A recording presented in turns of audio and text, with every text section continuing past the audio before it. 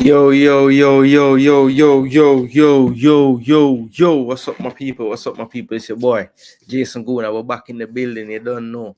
Tomorrow, we are one night away from Nations League action. Reggae Boyz taking on Cuba at the National Stadium, people. So, we have to run out with a pre-match tactical preview. Yes, we did our research today, looking at some previous games from Cuba. We know that the Cuban coach is the same coach we saw in the under 20, the historic under 20 for Cuba, qualifying for the under 20 World Cup. And the same coach Castillo will be taking charge of the national team. He actually has some experience with the national team, got the job last year in August, played his first round of games September and October in the Nations League. So has some experience with this team, has taken a few players from the U20, and we're going to show you that as well as we do the program tonight. Of course, we had the press conference earlier today with Steve McLaren. So we're going to play a little bit of that as well and talk about some of the things that were said. And we're just going to do a nice preview show. Definitely give you an idea of what I think we'll see from Jamaica and Cuba. And definitely, give a little, maybe a score prediction, definitely show some 11s tactically, what I think we might see from both coaches in terms of the personnel. And we're just going to have a nice show and run it nice and smooth. Hopefully the comment section can get a part of the show as well. You know the YouTube things you have to do for me. Like the video, share the video, subscribe to the channel. Yes, I want to thank everybody that has subscribed lately as well. We have been trying to find the time to put in the work to the YouTube, but man's have life outside YouTube. So it's a gradual process trying to figure out, when we can get the videos in. But when we can, we put them in. When we first started the channel, we used to do some real late night shows. So back to the foundation. The people that were here from the beginning know say at them time we used to run out with some show. Yeah, man, because man's up late anyway, So I could just do some content. But of course, as I said, people, you have to do the YouTube things for me right away. Like, share, subscribe. The people in the building from earlier, out respect for being here. Sherman Scott Wagwan, 433 press our wait. Yo, I keep on a push back the time because you don't know. Man did have some things I deal with. One Real Madrid, Wagwan, up. Yeah, man, we're outside. So I'm not sure if people had a chance, but I did get a chance to watch the press conference today, but I do have the audio from it. So I wanted to play some of that and definitely just discuss it as well. I thought that the questions were pretty decent for the most part in the press conference. So I want to give some highlights to some people on those. And we're going to think about what the coach had to say and try to see if that we can make sense of any of it. We say match I got hot tomorrow, bro. Yeah, man. Match I got nice, man. Match I got nice under the lights, Friday night. Hopefully people want forward out and see what go on. You know what I mean? Hopefully the excitement is there. Anybody on the ground in Jamaica, let me know. Is there any kind of excitement for the game, or is it just kind of people like me with us into the football every single day of life that's very up for it, Bless up Jay the DJ, what go on? Yeah, man, we're there. We're in a late night, yeah. Yeah, MF, the game is on Paramount Plus. Yeah, the game is on Paramount Plus. As a matter of fact, me need to turn on this. Hold on, people. Forget the Fraser's whip up plate.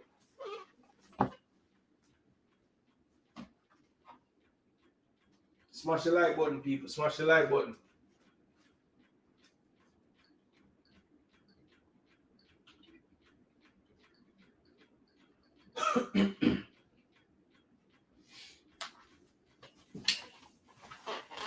All right. Yeah, MF, I think the World Cup qualifiers is the sticky one. Jano, 4 Love Monterey. Jaja. Yeah, the World Cup qualifiers was a sticky one. No kind of what name it? No kind of coverage, no kind of TV coverage. Mad thing. All right, so I'm gonna play little of the press conference, people. Now go on, tap up the like button while the people them forwarding. I know say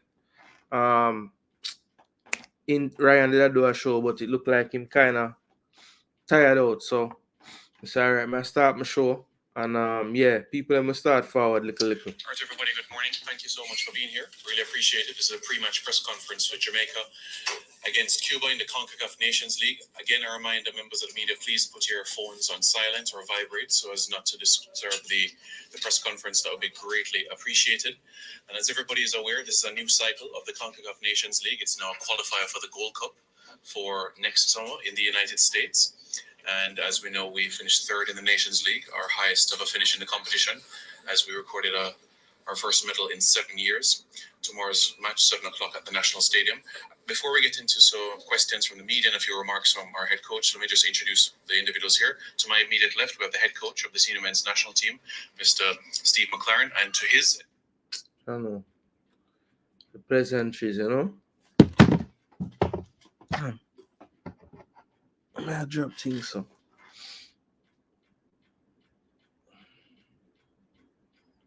One second, people. We need to transfer what we've done this week onto the field tomorrow to get a result against Cuba.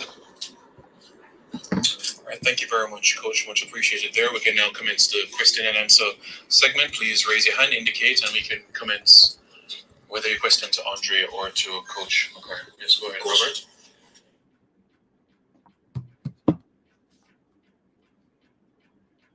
Yes, go ahead, Robert. So far, tell me some of the things that you have seen from the team so far that you liked about the team.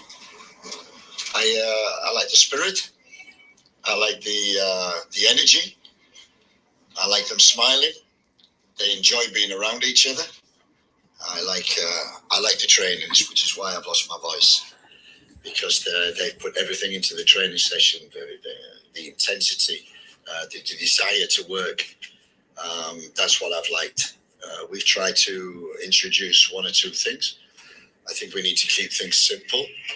I think the style of play had success. I want to keep that. I want to keep the foundation, keep the basics, keep what they've had for the last 2 years, where they've developed. And as Simon says, third in the Nations League. We want to continue that, but also we want to improve it. So I'm here to help the players go to the next step, the next level, in which we can, stay number one in the Caribbean, but also, let's get up the rankings in Concacaf. And the ultimate goal, which is World Cup qualification in 26. Your first game is tomorrow in the nerve on your part. I know you have been busier and done it before, but your first game, inside the National Stadium as a head coach in the nerves, how you feeling? Yeah, always. I like that. It means you're ready for the game. And that's what football's all about. Doesn't matter what level. Always when you play, you're always don't know quite what's going to happen. It's football. We can control the controllables, which we've tried to do.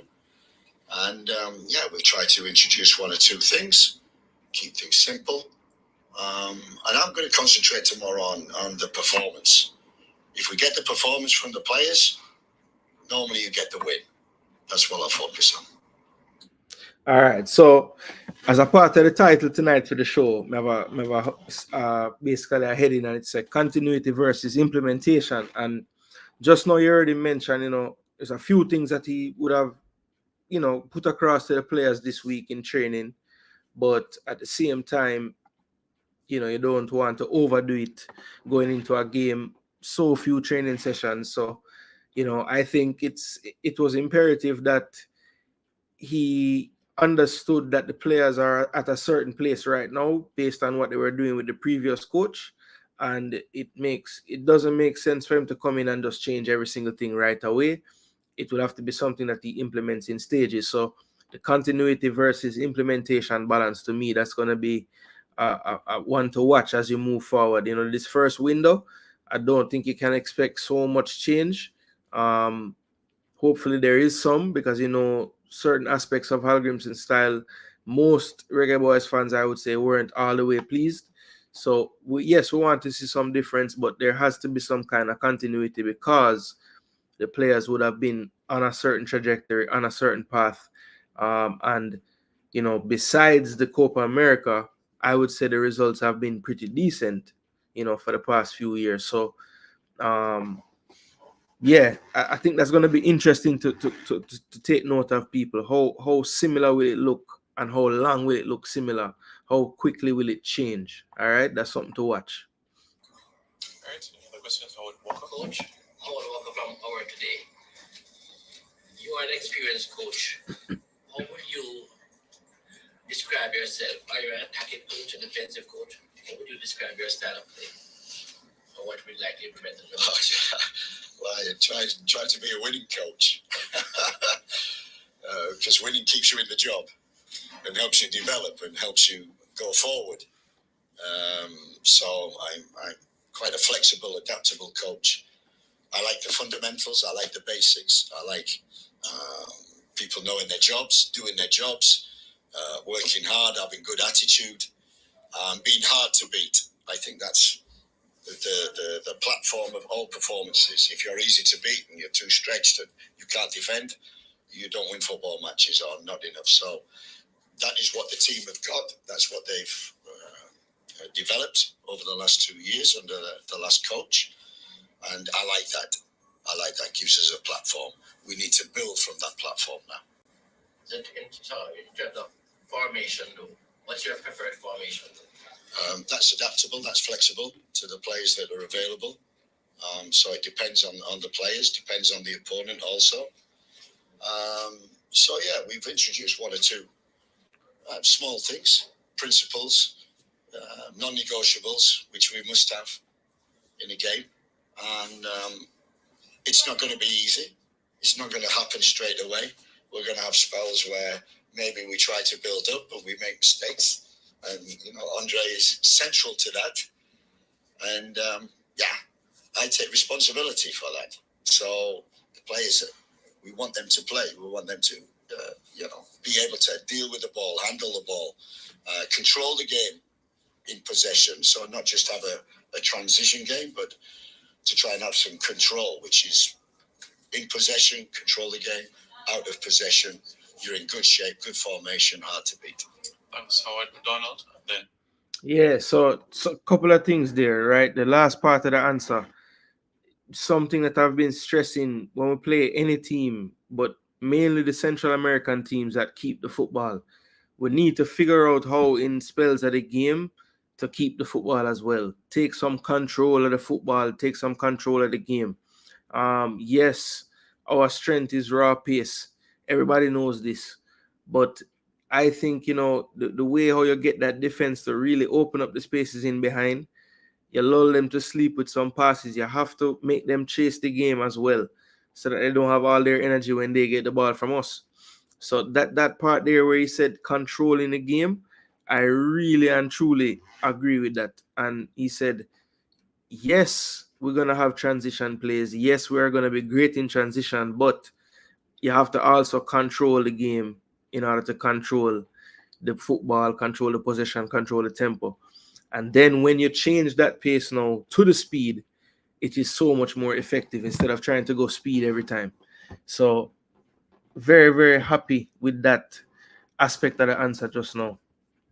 Stefan said, in many respects, he sounds similar to Grimm. Restyle of play and formations. I think he's less afraid to say things like what he just said about he wants them to play under pressure. Grimm wouldn't have said that.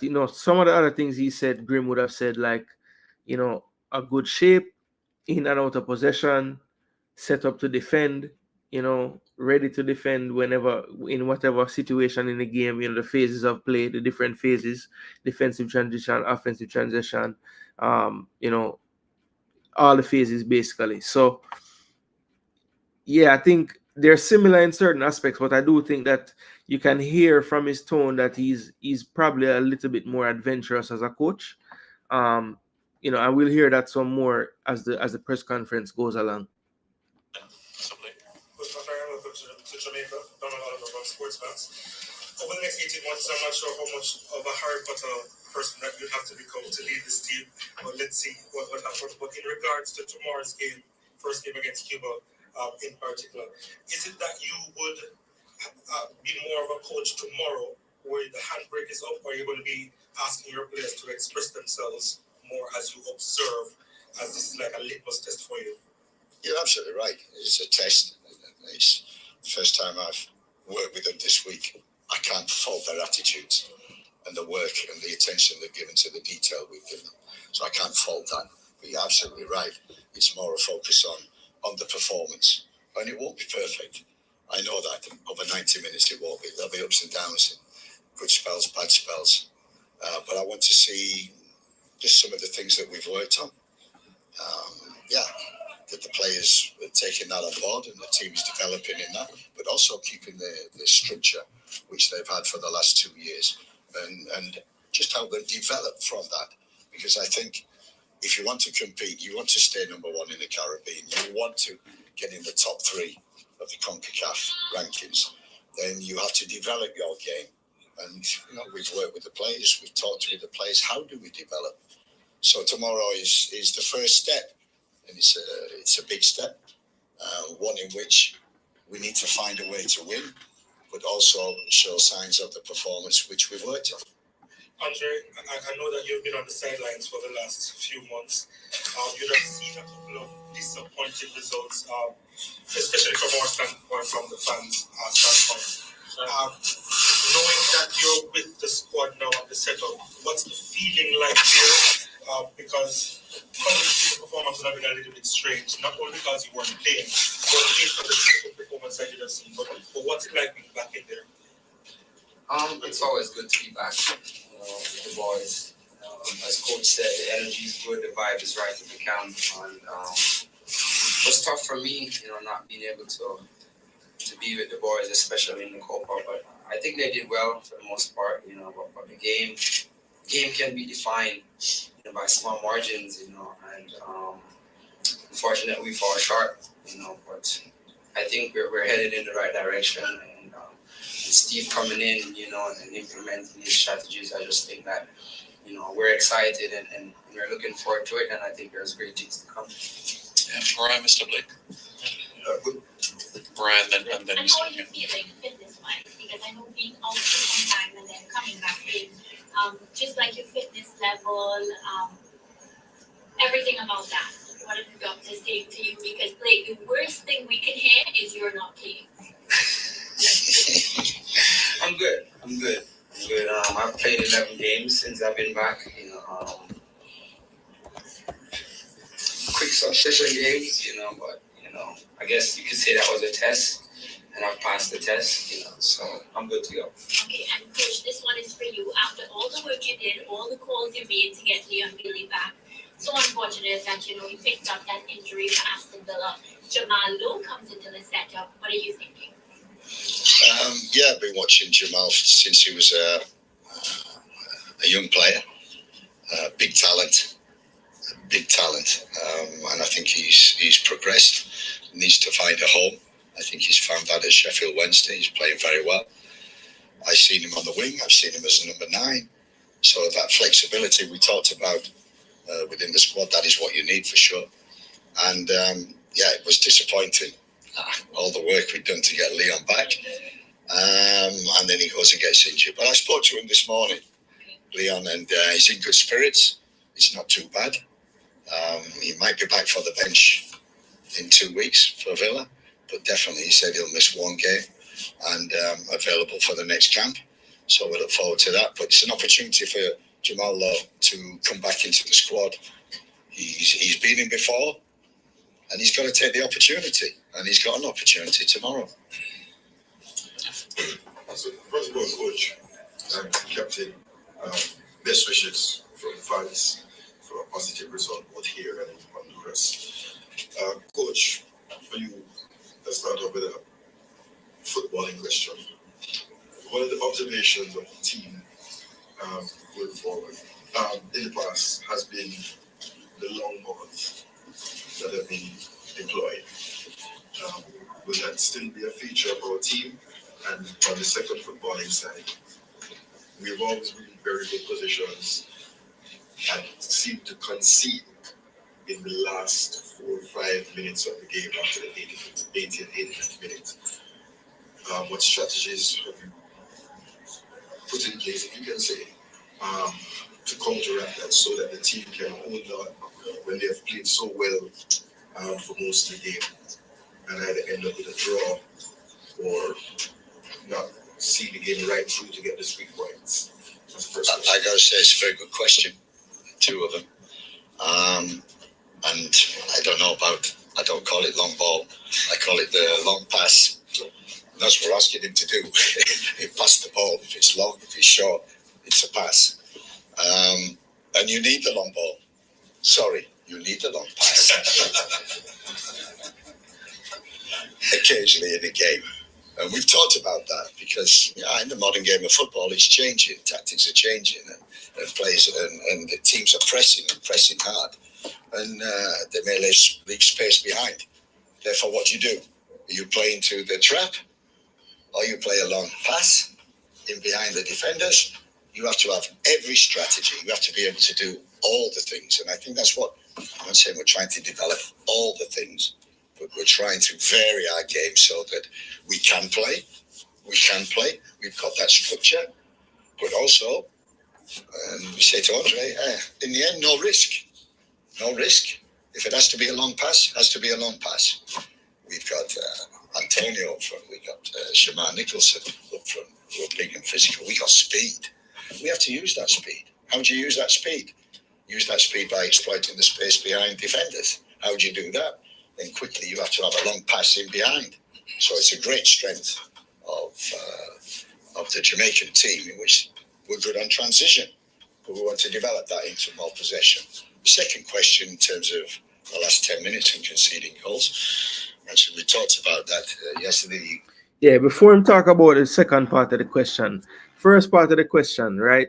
The long passes, will that be a feature?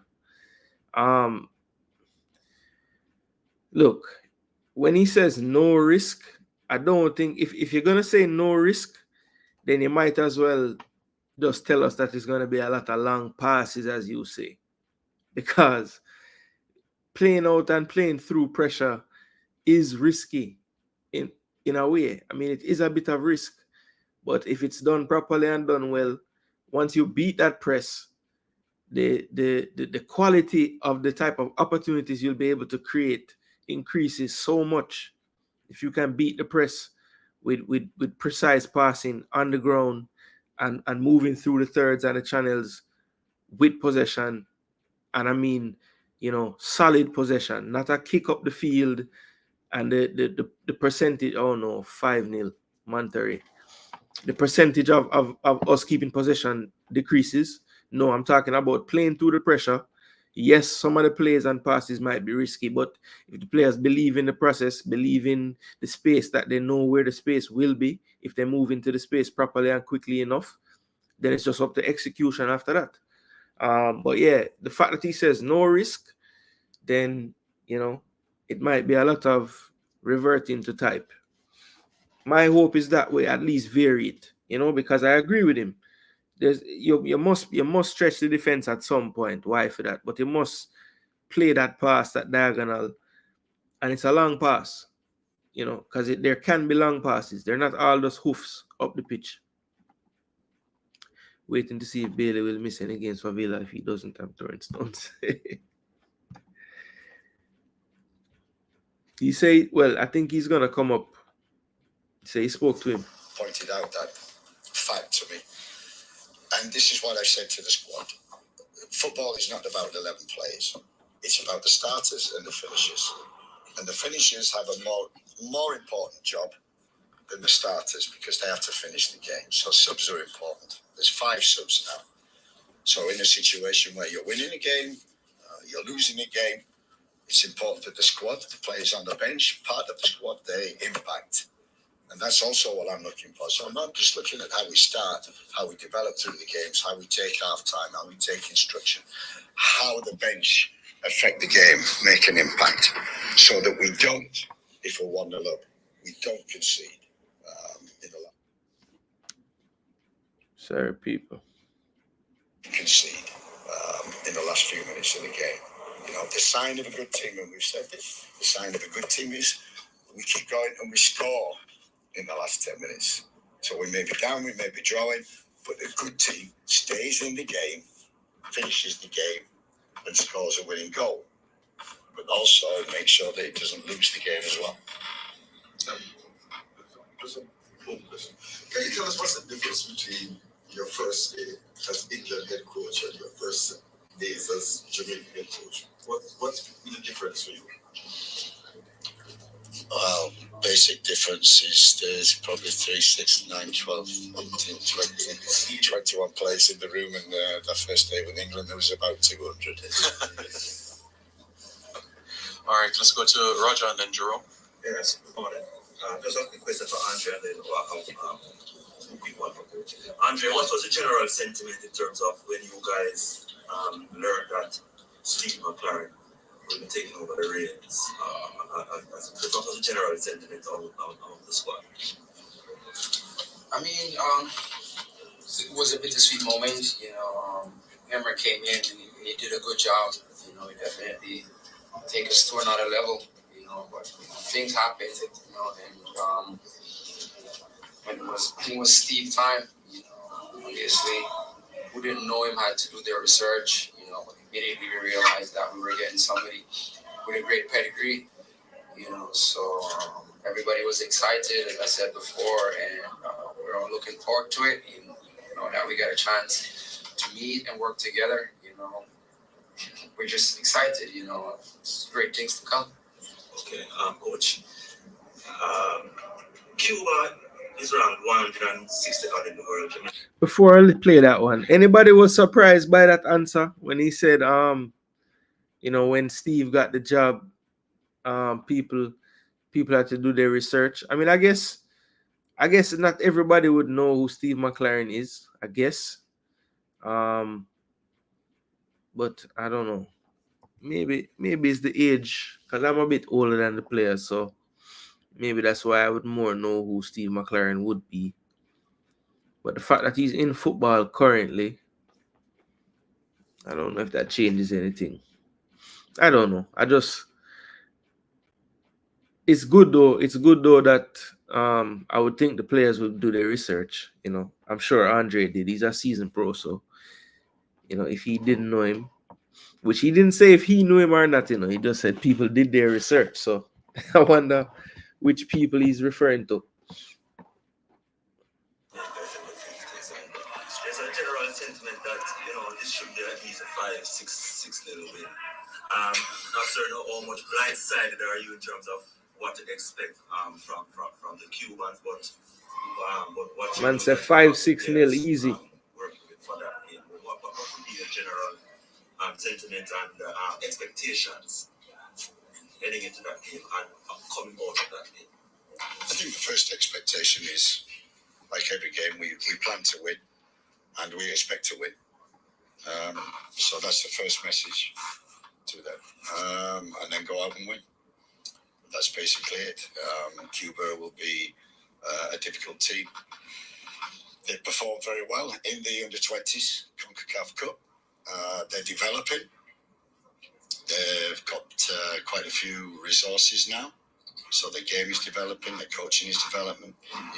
You can see from the team, the shape, the structure, they're organised, they're disciplined. And I think the key thing is the trainer, the coach who was leading the team in the under-20s has now been moved to the senior team. So continuity will, you know, the players will know the system, will know the style. They have a certain way of playing. I've watched them. They're very organised, very disciplined, very difficult to break down. So we expect to take the game to Cuba, make sure that we take the game, use our individual talent, shall we say, in the final third, create and score, but also to make sure they're very dangerous on the transition, that our rest defence is right, and we get the balance between attack and defence and not go too gung-ho. So a balanced performance, expectations of winning and demanding that we win. Jerome? Coach, a question for each coach and captain first. Coach mentioned that there are some non-negotiables. Are you able to elaborate on some of those, and what is the reception like from the players? Yeah, you know, since the first day, coach said everybody on the team is going to need to want the ball. Everybody in the team is going to have to be willing to run, defend together, fight for each other, and yeah, we're be a really good team. We can go to the next level and compete and beat the US and the Mexicos, and even the bigger teams. You have to be able to do these things and do them consistently. And as you said, if you're not willing to do it, you won't be in the room. And that's as simple as it gets. We have to set high standards and maintain them. So again, I'm really excited and I'm just looking forward to it. And coach, obviously 2 weeks is never going to be enough for you to implement everything that you want to implement. But what has it been like so far in terms of getting the information across? I think we'll see tomorrow, but it's been 3 days. 3 days is difficult to implement and change too many things. As I said before, and Andre is right, you have to have non-negotiables. And that is absolutely right. Everybody must be able to deal with the ball, take the ball, in modern day football. And if you want to go higher, you have to have players who can deal with that, get out of tight areas, pass through the lines, change play, switch play, are comfortable on the ball. That's one thing. We attack with 11, we defend with 11. No more is the one where we leave the 9 up front, he doesn't have to work, or the 11 can cheat. Everybody has to work together in terms of that.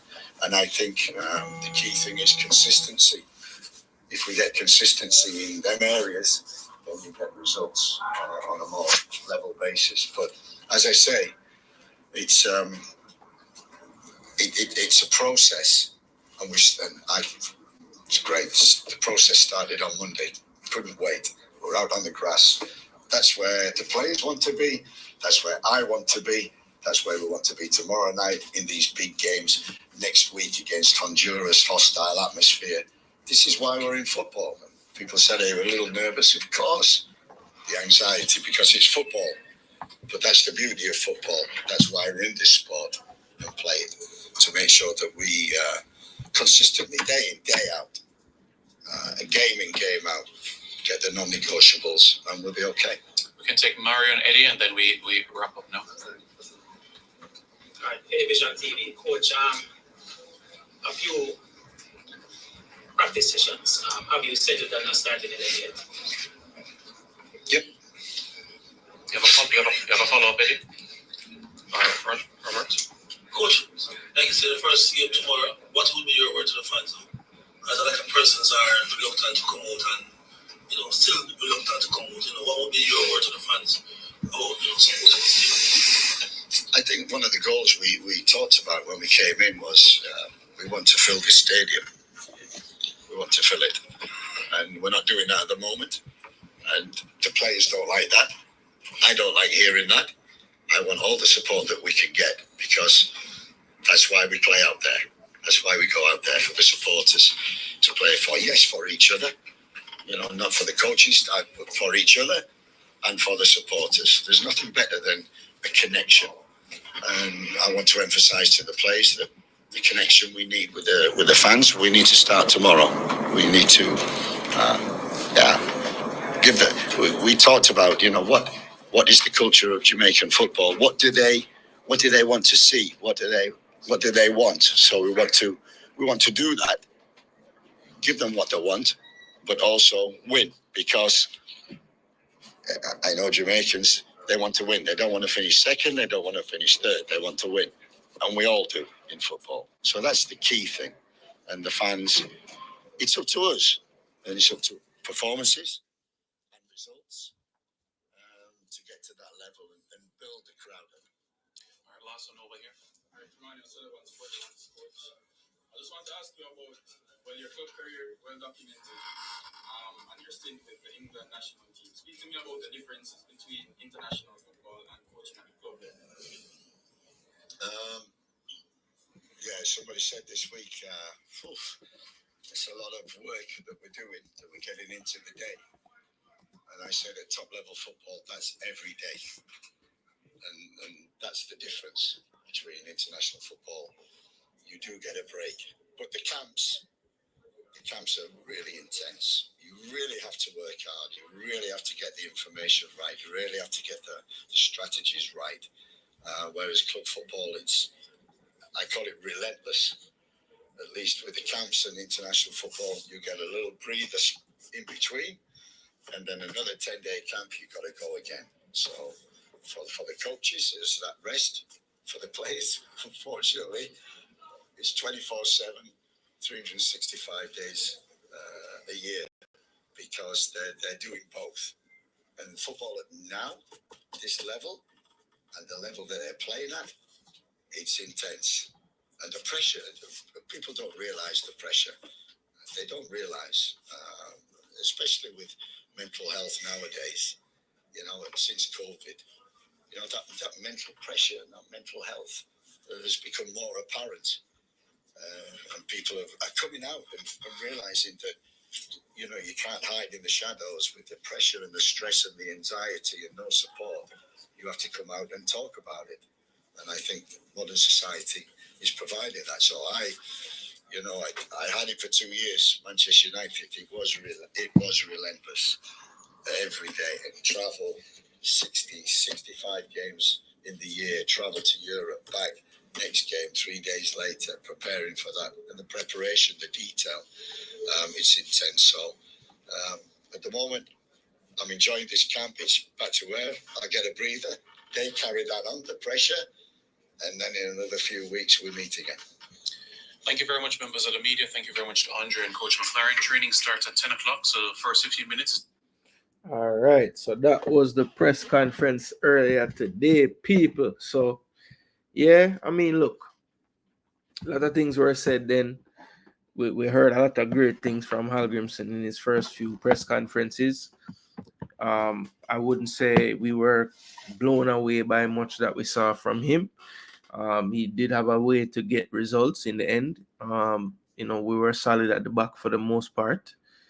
And he did provide a few great memories for me, at least personally, of the second leg in Canada being one.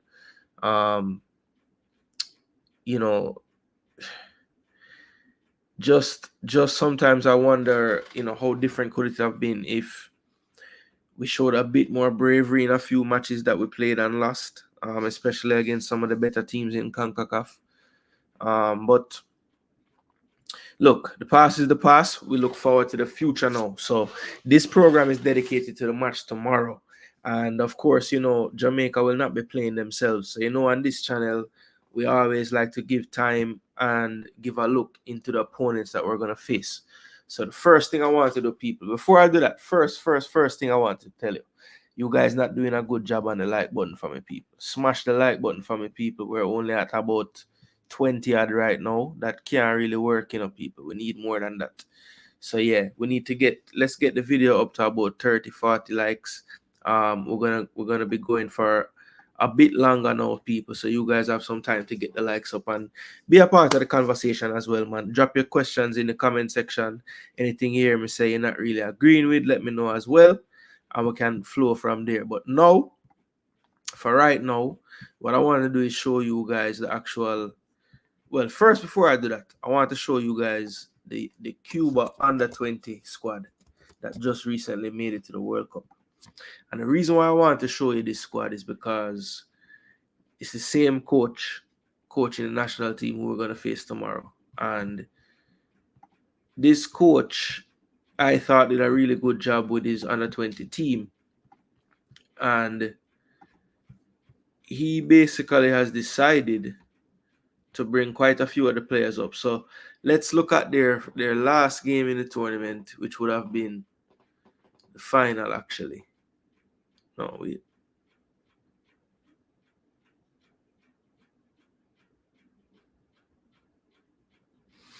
No, this wasn't the final.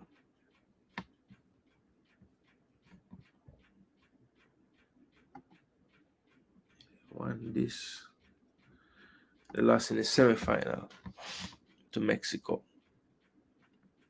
But in this game, if you look at the lineups, this is Cuba's lineup. So the goalkeeper, who was the keeper of the tournament in the U20, he's in the squad more than likely won't play or start, but he's in the squad.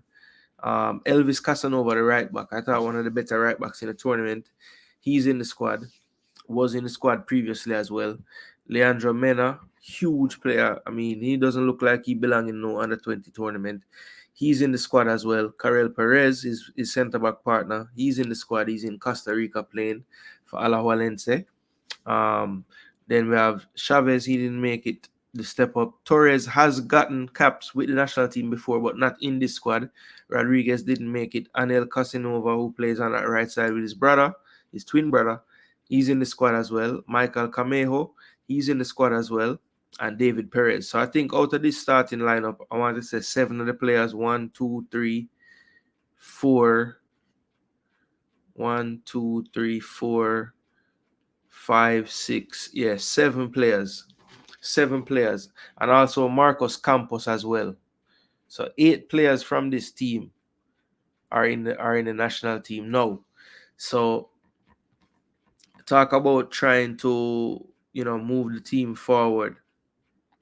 Cuba definitely, what do they have to lose? This batch has had the most success. They made it to the U20 World Cup. And I think that a lot of the players do play at a level that I think would be okay to, at least be competitive in Concacaf. So I'm not really surprised by the amount of players that are in the team. I'm not really surprised. Yeah, and the coach already had the senior job, but they said, listen, we want you to coach the under 20s as well. Big up, one. Big up. Will they play or just in the squad? Well, we're gonna get to that. Now, I wanted to show you that because next, let's see here. So this people is the squad that was chosen by Cuba. That's probably not the best way to do this. So let me do it this way.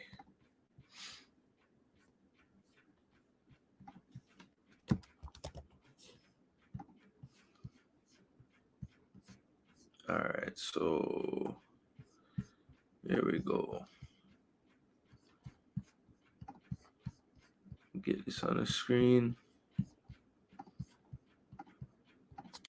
All right, so this is the Cuban squad.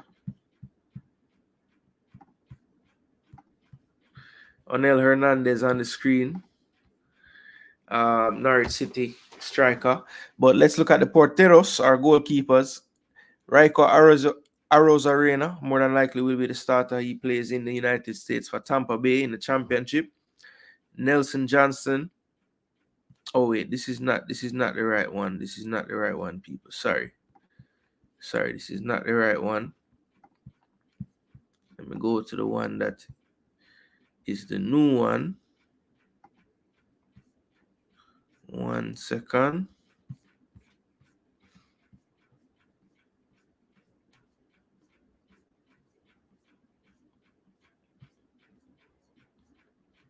All right, here we go.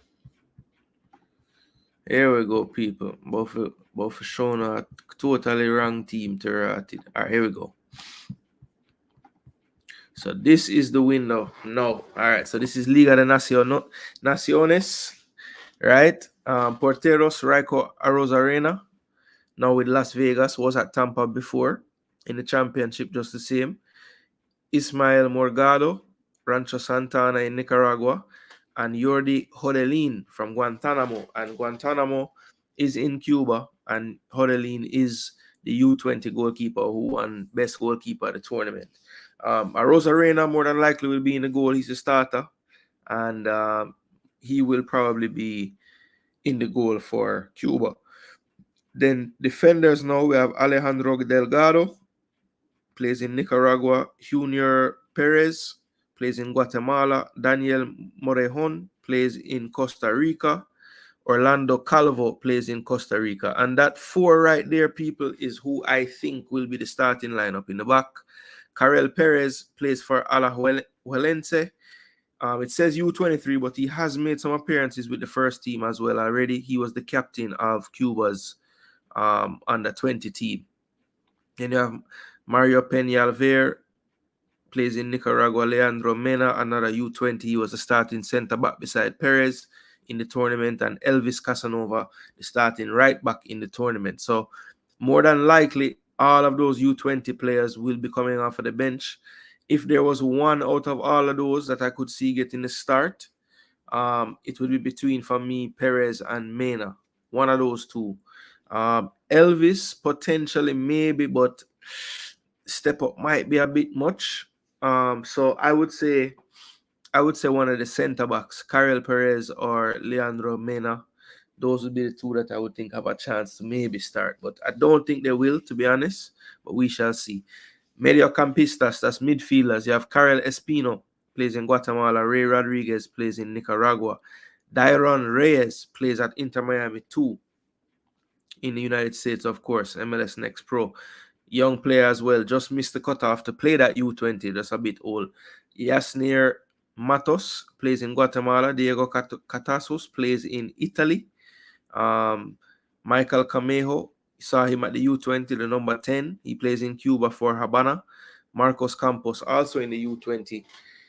He plays in Cuba as well. Then you have Onel Hernandez from Norwich, probably the most known Cuban in this lineup in terms of, worldwide fans who might follow football, especially in England. Michael Reyes plays in Nicaragua for Managua. Daniel Diaz plays in Costa Rica. Riedel Sanchez plays in Spain. Aniel Casanova, twin brother of Elvis, plays at the same club in Cuba, Villa Clara. And David Perez plays for Habana. So Casanova and Perez all in the U20. So when you look at the actual players in the U20, to be honest, they're probably all going to be on the bench. As I said, if there were any that would start, it would probably be Perez or Mena in the back line. But with them being so young, I don't know if they're going to go young on the back line.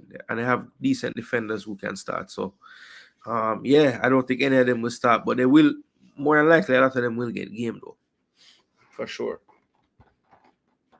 I don't see them starting, to be honest.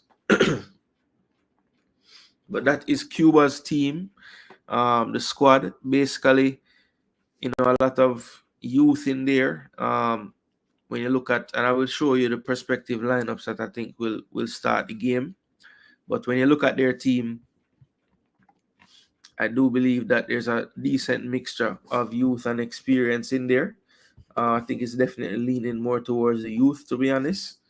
But you'll see when I show you the starting lineup, even some of the players that weren't at the U20, they just missed that cutoff age. So a young team, a new team, a team trying to, I heard one of the questions mentioned the ranking, and they ranked 167th and all these things. But, I don't think that they should, I don't think that they should watch the ranking too much. I think a lot of these teams in CONCACAF, if we're being honest, their rankings are, based on previous results. And I don't think a lot of these teams were formulated the way they are now.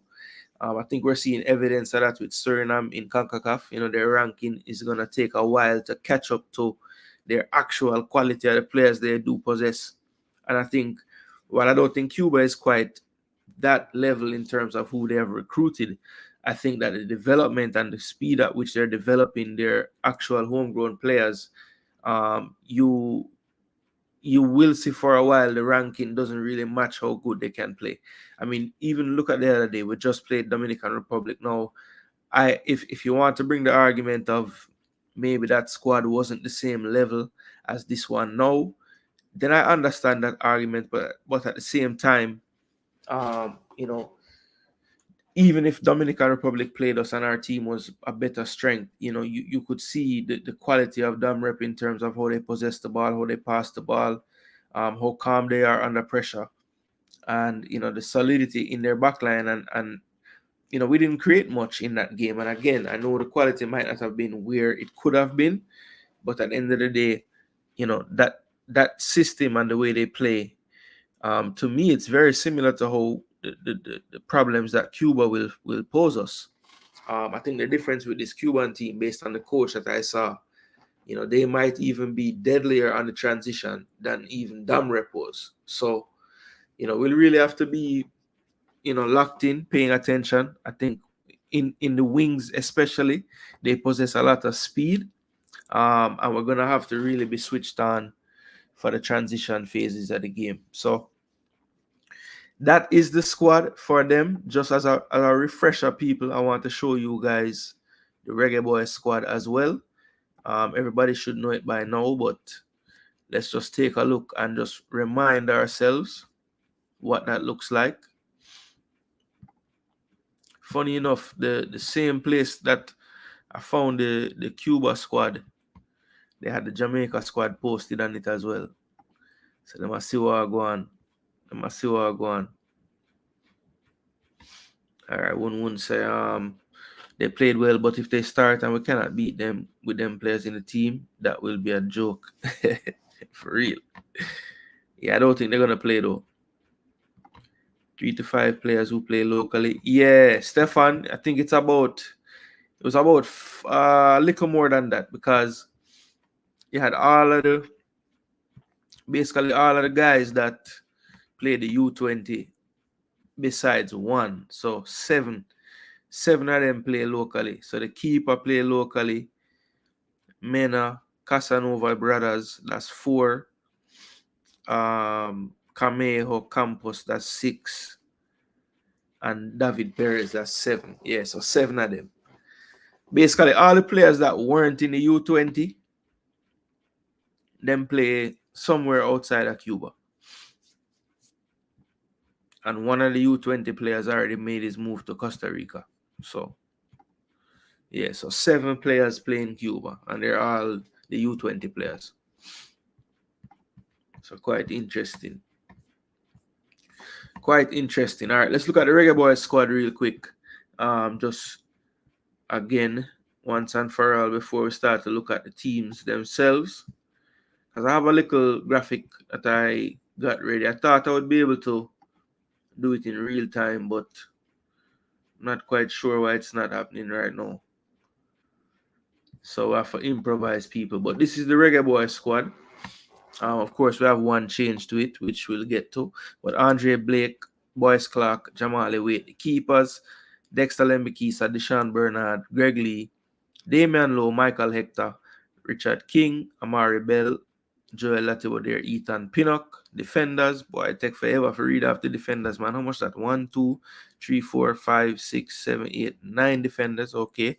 Midfielders, Casey Palmer, Karai Anderson, Bobby Reed, John Russell, and Adrian Reed Jr. So 5 midfielders. Forward, Shamar Nicholson, Norman Campbell, Mikhail Antonio, Damari Gray, Kaheem Dixon, and named originally Leon Bailey, but due to injury, replaced by Jamal Lowe. So 23-man squad for Jamaica. Not too many surprises, I think, if you look at the continuity phase of things. The 3 goalkeepers would have been in the Copa America squad, of course. Andre Blake, kind of a reserve in that squad, so to speak. Wasn't really eligible to play, was injured, but he was named in that squad, so we'll count him.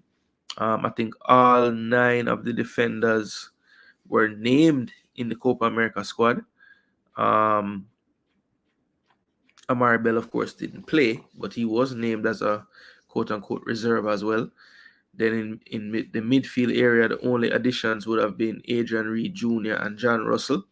The other 3 would have been at the Copa America. And then you have the forwards. Norman Campbell would have been the addition there,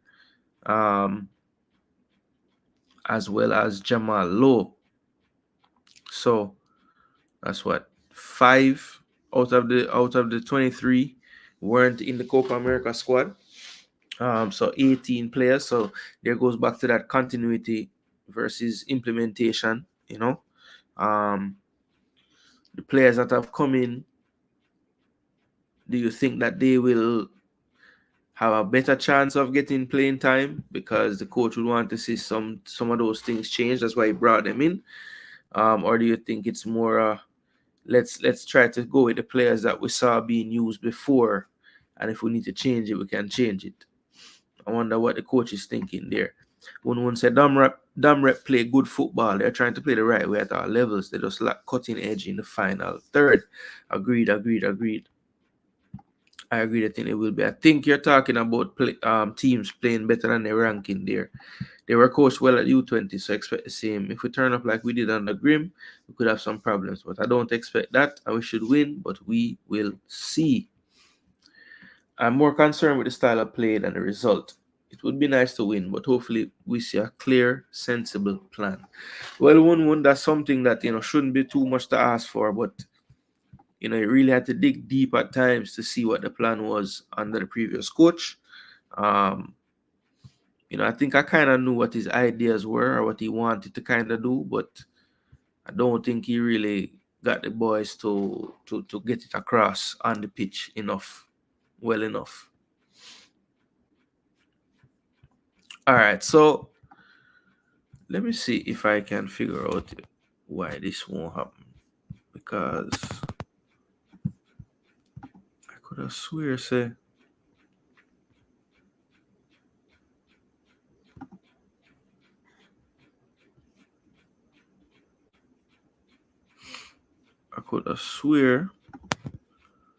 that I have done this on screen before, but it's like I can't do it today. I'm not over as why. I'm trying to show you guys the tactical board, but I don't know. For real, may I take a L? Video file is what we did do. Settings.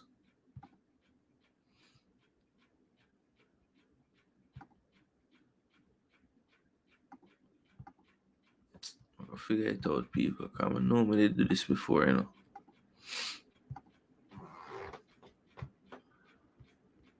Window.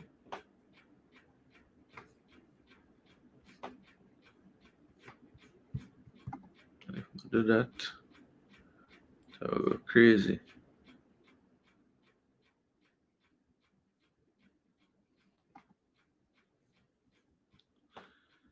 Yo, what is? Tell me if you not see this.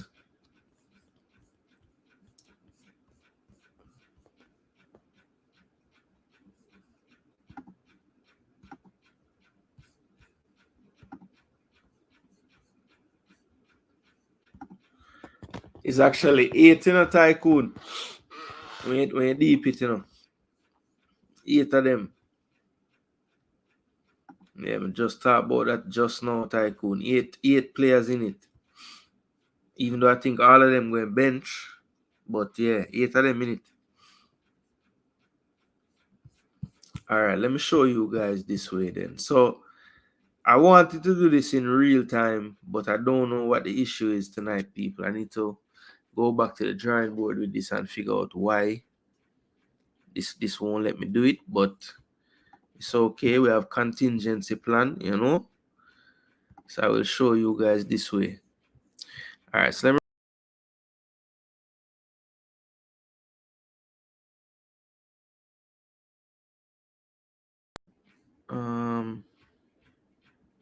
so there's no way for me to. All right, there we go. Yeah, so this right here, people, is what I think this is my predicted 11. Or well, I wouldn't even call it predicted 11. This is the 11 for Cuba. It's the predicted 11. For Jamaica, it's what I would do if I was the coach. Them say we are the YouTube coaches, so why not show you guys a team with the players as I would put them on the pitch as a coach. All right, so I'll start on the Jamaica side of things. You see Andre Blake in goal. He's the captain. He'll be in goal for me. Didn't play in the Copa. I think he starts this one. In the back line, this was probably my toughest call. Well, one of the toughest calls for me was figuring out what to do, whether to play the back three that we have been playing, go back to a more traditional back four. I decided to go with the 4-2-3-1. It's my favorite formation to play. So I'm just gonna say let's try and play what I would like to see played. Now the centre back position was tough. The left centre back picked itself for me. I think Ethan Pinnock, if he's available, if he's in Jamaica, if he's in the Caribbean, wherever the game is being played, for me, he's gonna start. Latibodir as his centre back partner. This was the one that was tough for me, right? I had some other options. You know, I could have went with Michael Hector. I think Hector's lack of a club right now for me makes it a bit tough to start him. I do like him in that role beside Pinnock. But I think just lack of reps right now. I know he's playing with the PFA team, but for me, not enough. So that kind of limited him. And then it kind of left the decision down to, for me at least, Deshaun Bernard or Joel Latibodir. And for me, the size that we're going to be lacking from Latibodir, I think he greatly makes up for it with just his intelligence in terms of spatial awareness, positioning, anticipation. I think he's, for me, he's a solid centre back. I didn't really like him as much in the midfield role. I was not the biggest fan of him there, but I think he has definitely found a home for me on the back line. I know hasn't necessarily been in a back four, but I have seen him do it for Swansea this season, especially. Not Swansea, I'm sorry, Coventry. And to me, he has looked good in there in the centre back role in the back four. Hasn't looked uncomfortable. I think, as I said before, his anticipation, his athleticism, his reading of the game, it really makes up for his lack of just natural height for the position. So I am comfortable with him there with Pinnock. I think it's a good partnership. Latibodir, definitely the bulldog on the ground. Pinnock a little more measured in his approach to defending. But I think that's a good combination there. You have that safety of Pinnock with the height, kind of making up for Latibodir. And, I would just go with Latibodir and Pinnock. I think that's also the best ball-playing duo out of everybody we have. Nothing against Bernard or Hector, because I think they're both competent with the ball. I think Lowe, if we're talking about technical out of playing out the back, he's probably, not the best out of the bunch there. So, if the goal is to turn over a new leaf, try to play out of pressure, I want to give us the best chance to do so. And I think that centre-back pairing does that the best, personally. Then the right and left back. Right back was tough as well, because I almost wanted to play Bernard and Latibodir, but I think I don't really want Latibodir to have to cover too much space. So I know he plays right back at times for his club, but I think he's way more comfortable, more inside the middle of the pitch, with the game, with him kind of behind the game on that back line. So I went for Lembikisa at right back, and I went for Amari Bell at left back. I know Greg Lee has been playing and starting for us in Bell's absence, and has done so really well, to be honest. But I just think Amari Bell is just a bit better than him, honestly. Both very good, both serviceable. Take nothing away from Greg Lee. I think he's gonna give you good performances even if he does play. But I think Bell just a little bit better, maybe playing out of pressure as well. A little more, it just looks a little more refined on the ball to me.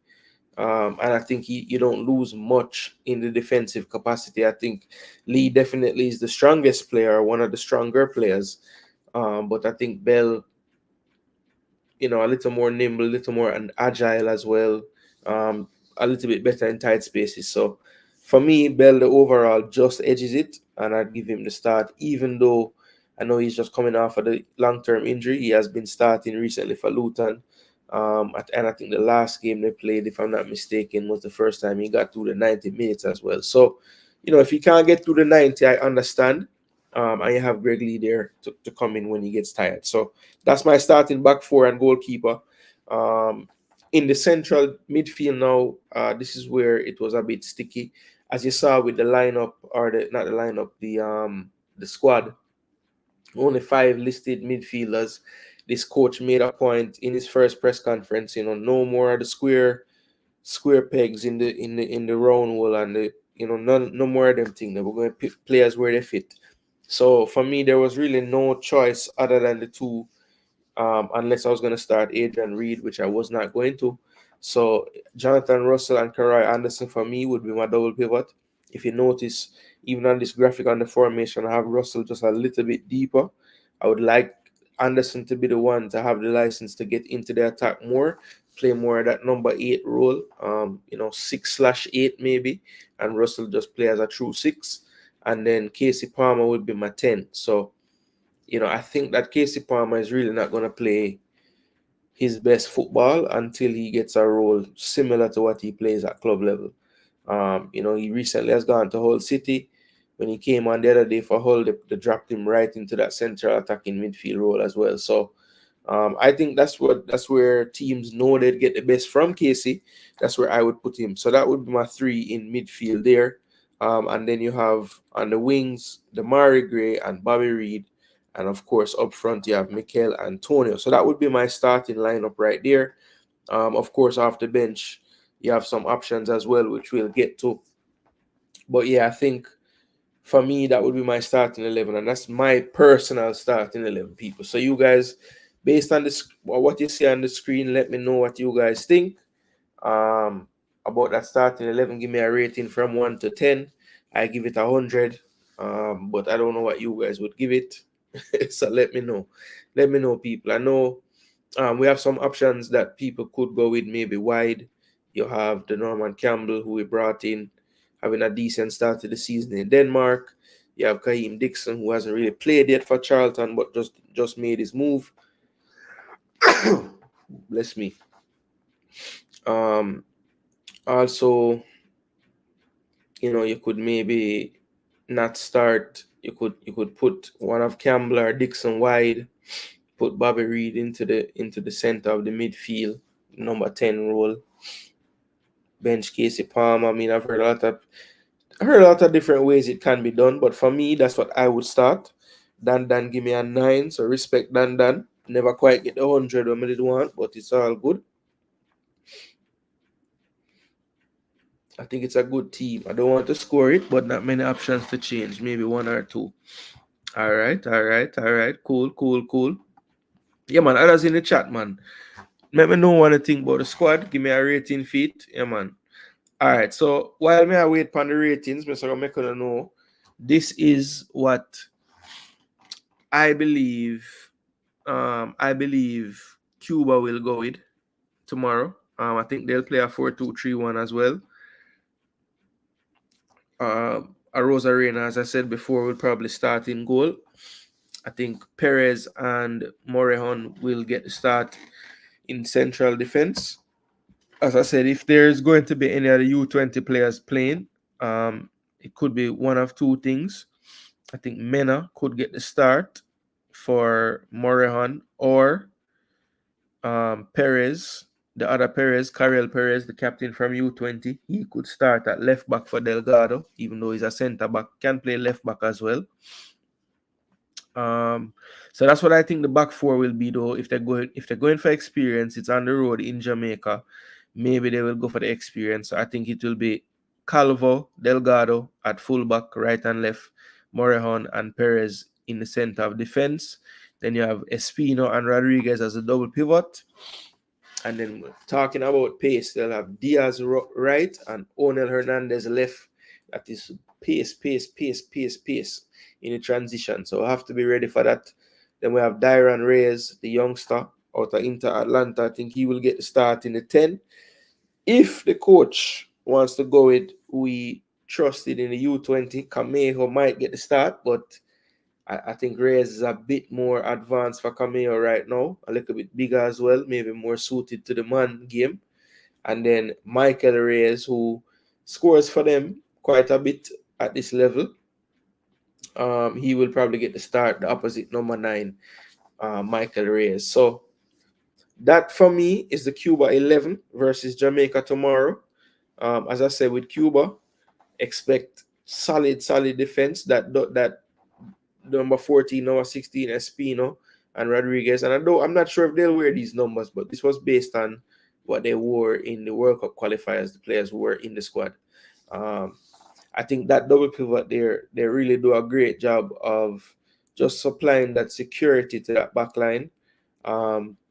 You'll see early on how adventurous that Cuba want to be.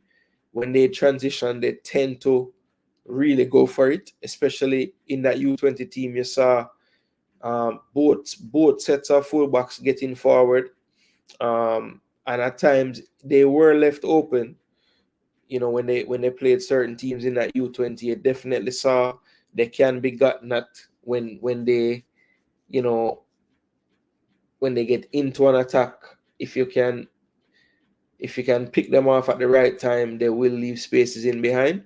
But once you're in possession against them, they are extremely organized. They hold the line well. They pass off the runners very well. They don't tend to chase out of their zones too much.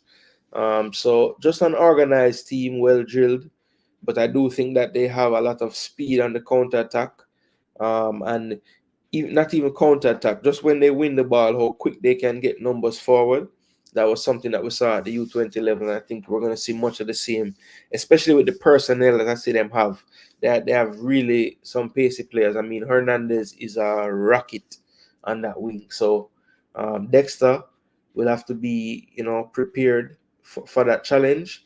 One thing I worry about with Dexter is just lack of game time right now. I think he has only played one game with the U21s since he's been back. So it's going to be a stern test for him for sure in this one, going up against Hernandez on that side. Got one more rating from Father Bling at 8.5. So all right, then so the lineup is balanced. Yes, sir. Everybody can handle the ball, absolutely. One change I had in the 11, I was thinking about Lati replacing Dexter Bernard at CB with a 4-4-1-1. Okay, fair enough. I actually spoke about that as well a little bit, DJ Gigs, when I was talking about my choices for centre back, and I just wasn't so sure. I just want Latibo there to play centre back. I like him a little bit more as the centre back. He just seems to be more comfortable in that role. When he plays right back for Coventry, I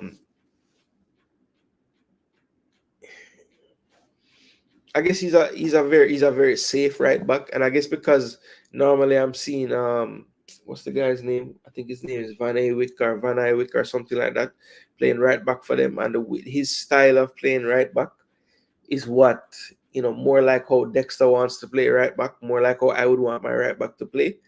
I think Latibo there you kind of lose that. So, and that's a part of the reason why I have Bobby Reed playing on this right-hand side as well. Dan mentioned the most balanced lineup. I went for Bobby Reed on this side because I think that he's going to be the one to do, most of the back and forth work as the wide player in the system. I think Damari Gray is going to have a little more freedom, which probably is going to mean that Amari Bell stays home a bit more.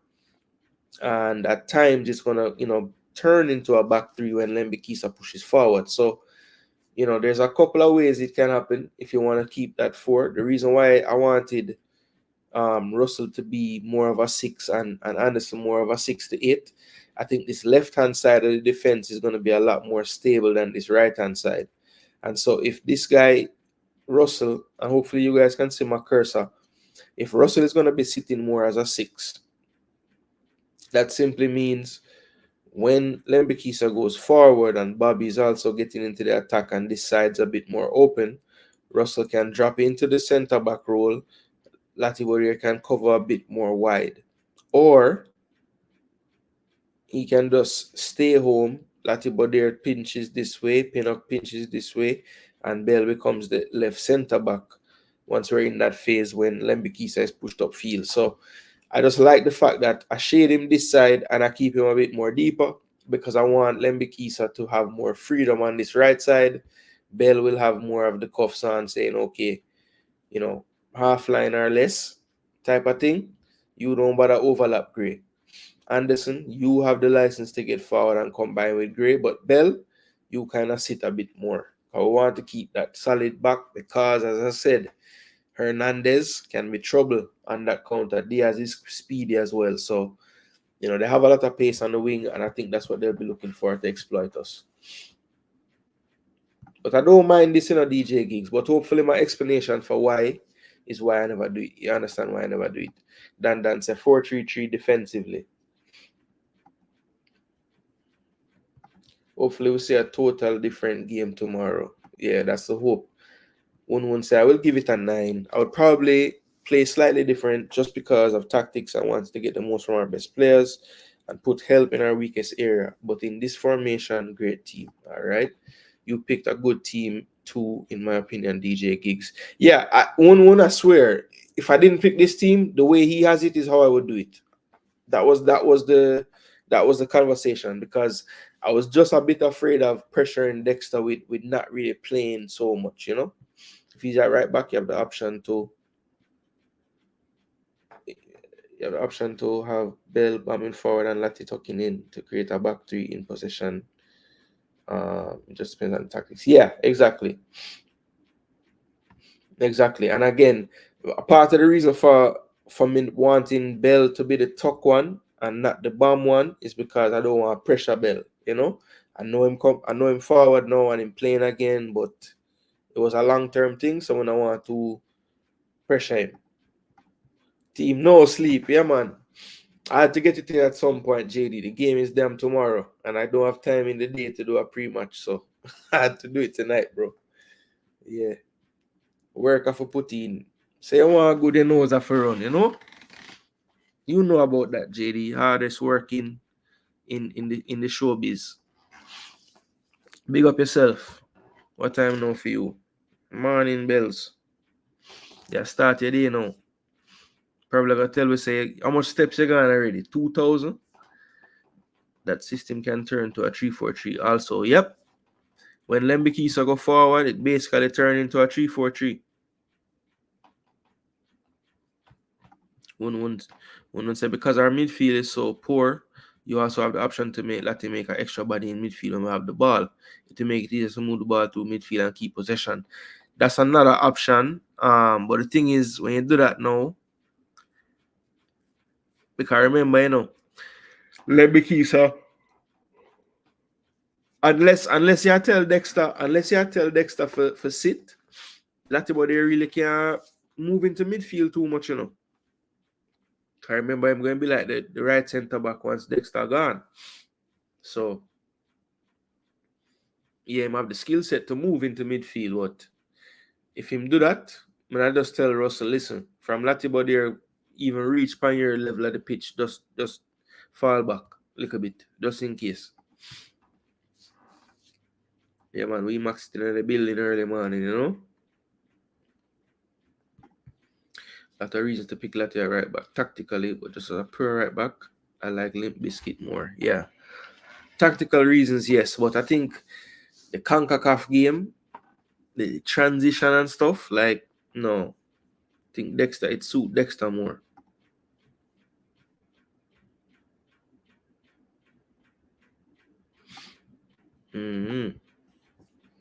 Big up yourself, you know, Gemma. 1 star. Started from 4 a.m. No. I set it for 4 a.m. for you, but then I kept pushing it back and pushing it back and pushing it back. It's my big daughter's birthday today, you know. I have a 13-year-old child, people. Jeez and peas. I'm worried, bro. I'm worried. This morning, I drop her off to school, brother. I said, look for my little girl, man. 13 years old, you know. Boy, man, I tell you.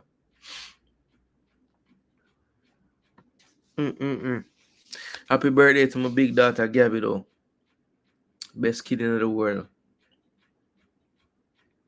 One of the best kids in the world. Because, jeez and peace, Julie. When Julie hear that tomorrow, I'm near the end of it. So she's your favorite, Dad? But not a favorite here, girls. You're both my favorite.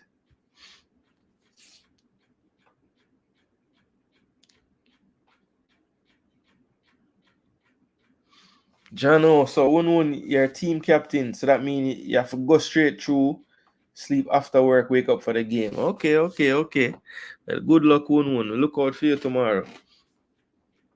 Because yeah, tomorrow I have to work during the day. That's why I never wait till tomorrow for this pre-match. And then by the time I reach home, spin around 2 times, eat a food. A time to start the stream for the game. And then Saturday morning now, I have game of morning with Julie side. First Champions League game for the season. I have to travel go to Atlanta from where me there. It's about I think it's about a hour and a half drive. 9 o'clock in the morning. Cheese and peas. Yo, believe me. Parenting. It's a hell of a thing. Yeah, from last night. Because last night, the Nigeria game would have been what? Like 10 o'clock at night? Or no, more than that. 12 midnight. It was 6 o'clock for me. So 12 midnight. Damn. And then come to the USA game. So by the time I'm done with the USA game, then you probably wake up.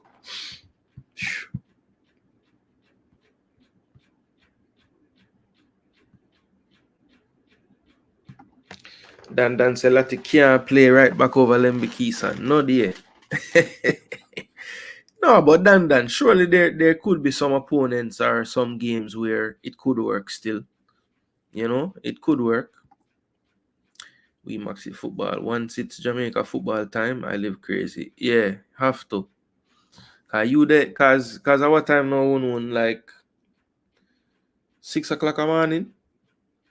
Yeah, cause I think Belgium the 1 hour past you. So 7 over Belgium now. I think I was over cranky earlier, but you two Bulldog keep trying to look at. Yeah, me not see the Bulldog from night. I don't know him there. I'm tired of the YouTube coach them now. Yeah, man. Big Gabby birthday, man. One Gabby.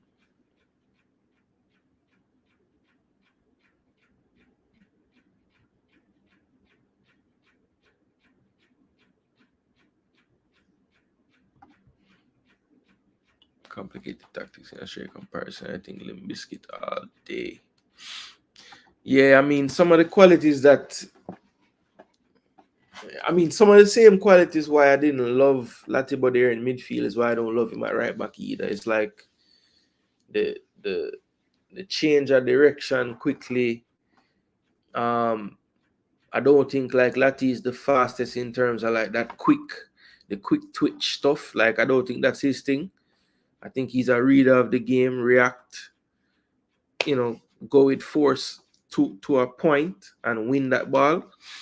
But that quick change of direction, stop, start, I don't think that's his thing. That's why I think when he can see the game in front of him, he's a lot better.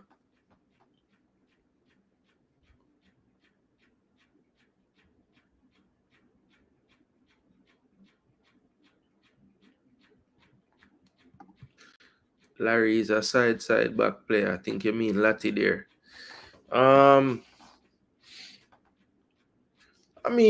I think he just makes the decision that makes the most sense most of the time. But I don't think he has bad passing range though. He doesn't go long a lot. Because even when he was playing in midfield, in passing accuracy always very good, Just, I think the transition parts really used to kill him, man. Up fan and wagwan.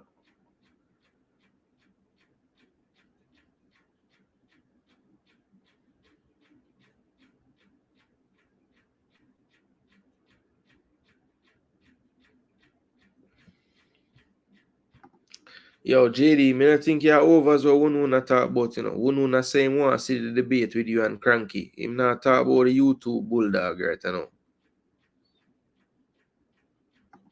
Because I know Cranky never text you and this your family. I must YouTube Bulldog you talk about. Oh gosh, yo, bro. Travis, you're there all along, and when JD start talk, you start talk. My gosh, bro. Yo, Travis coming like Beetlejuice, you know, man. Friend say the man name few times, you know, man. Travis get an alert on one of him device them, you know. It's easy to be accurate when you just pass it backwards. Can't miss. You stay there. I'll Casemiro make back pass and give away the ball to you know. You gonna tell me say the pass where make where they was to split a line. You know, a line never even did it for split. Respect Fana. I know you drop a like to car. Your foundation YouTube. So you know the thing go. You know the rules of engagement, you know? Yeah, but this is what I've come up with, people, in terms of the lineup. Yo, sleep is for the weak, Owen, you know that. I don't sleep, because sleep is the cousin of death. I tell JD from long time, say me not sleep, you know.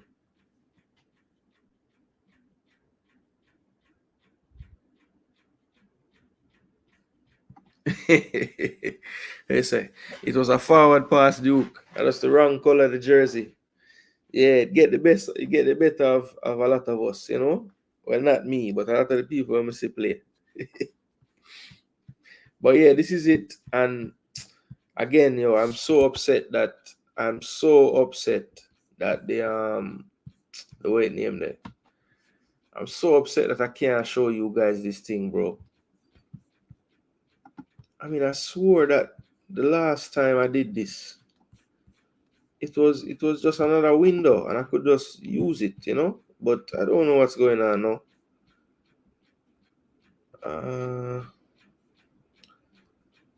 This is strange, you know.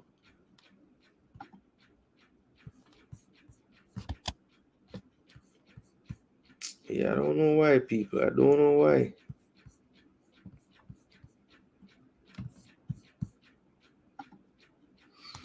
Yeah, I don't know why I can't do it like I did before.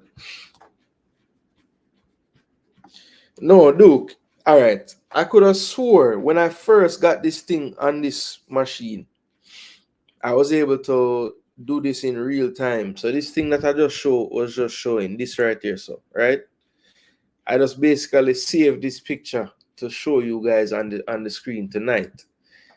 But before, I could have been able to go in and actually do it in real time, showing the substitutions and all these things. But we don't know what's going on. I don't know what the problem is. When I go to share my screen, before, I could have swore that when or do I have to open this in? But I can't. So basically, I can share a Chrome tab, a window, or the entire screen. And the thing is, I could have swore that before, when I had shared this, I was sharing it as a window, as its own separate window. But for some strange reason, it not do that tonight.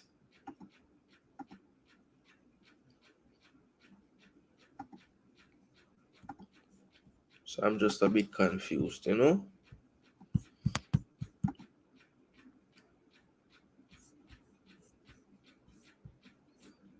I'm trying to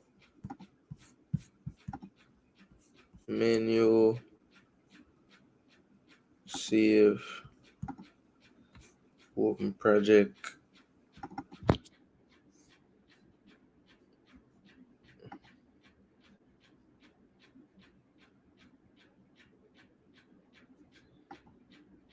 Oh, I think I know why, you know, people. I forgot buy this thing. Worth it though.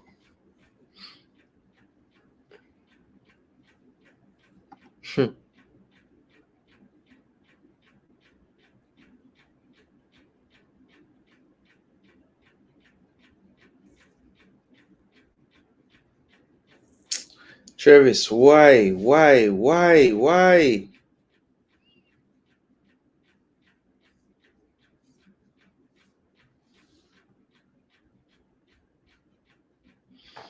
Travis, you can't just bill.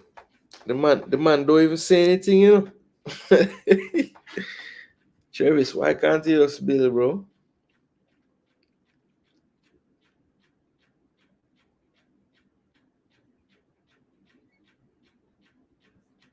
Oh, okay. So when they said the madman was the trigger.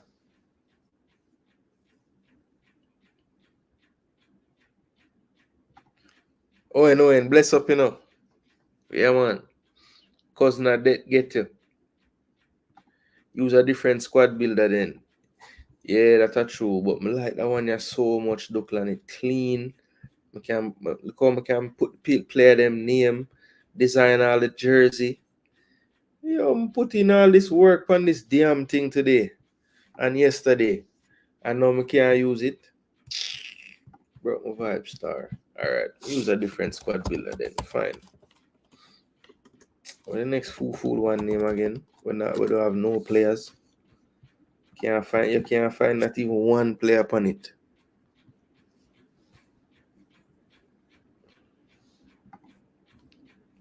Alright, so who upon this now? Lake. Let's see if we can build it another one here. Alright, that this way I can give. So, well, me not take no more score, you know. I get a 9, I get 2 9 and a 8.5. So I have the greatest squad in the history. Nobody else now for vote. The voting done. Ballot box closed. Alright, I try that EFC 24 squad builder and see what can go on feed. Alright, so Blake in a goal. Everybody in the world agree. So who wanna say the right back?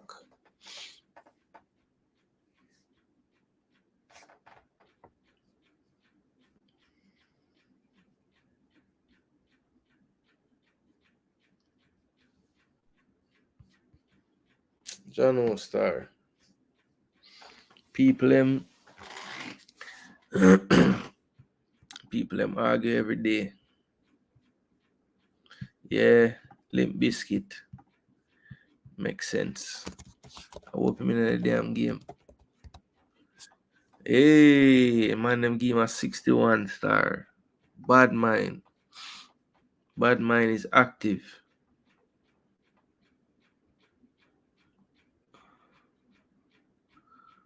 Oh, this is a FC 24. So that simply mean what? Them all have 25. Let's see if Blake better.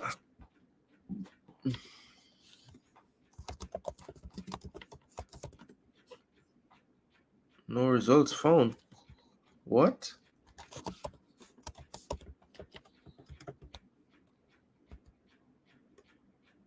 I can't switch it to 25. Slow it on 24, yeah, man.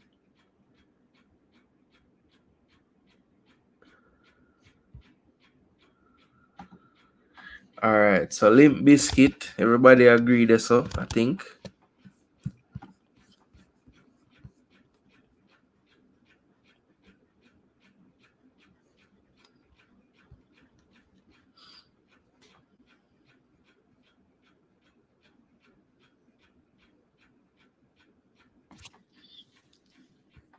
All right, I'm gonna go back to the Genesis.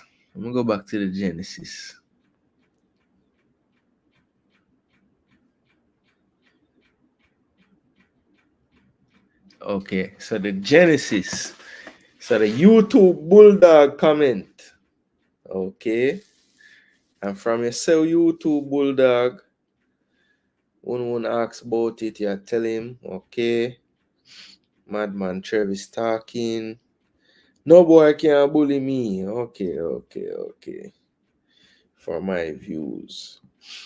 No, but yo, wasn't there a time when Travis did all go up on JD program and talk with sense and agree to disagree, and I don't know, brother.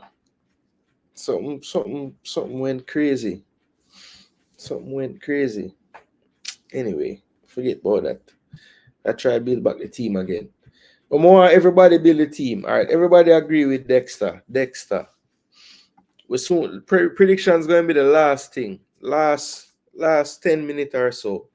And the show soon done. What time now? Why tomorrow I got rough, All right, so yeah, Pinnock pick himself. I think everybody would agree on Pinnock. Let's pick the spots that we know. So we know Pinnock in the team. That brother, yeah? Who this? Mitch Pinnock. Mitch Pinnock just getting papers, people. A joke. Big E. Yo, why this game is so bad, man? 79. Yo. 79. All right, Father Bling. So you think Lati is a must or not a must? But you think Lati is a must pick or is across the board everybody going to pick him?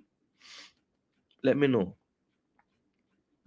Are there any more? All right, let's try to pick the players first that everybody will agree on. Like everybody.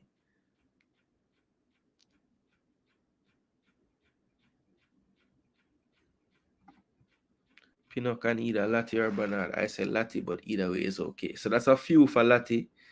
All right, JD, you're going to break the tie. At the right center back, you're going Lati Bodir or Bernard. Let me know. He's not playing for a big club. Yeah, that's true. He drag you down still. John Star. Pinnock deserve like a 83. Something like that. Fana going for Deshaun. All right, so we get a vote for Deshaun now. Damn. 2 vote for Deshaun. All right, so we need a next tiebreaker then, people. Because JD and Fana go Bernard. Wun actually went either, so not really. Father Bling went for Lati. Okay, I say Lati. Okay. So he did go Lati. So 2. So we need a tiebreaker. All right, well, it look like Travis a tiebreaker because in a female 11, you have Pinnock and Lati. So that's 3-2 to Lati.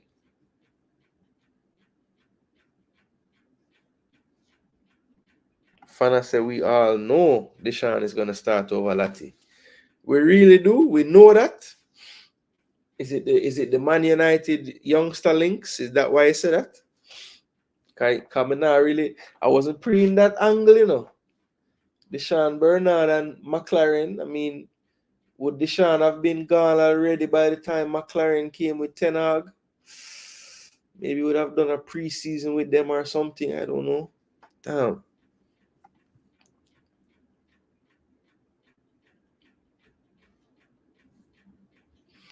Yeah, I think apart from the first game when they won, what was it, 4-0? He has been up and down in the games for real. Especially the one that I think it was Sunderland gave them 4. He was bad in that game. The most recent one, he wasn't as bad though. The most recent game they played.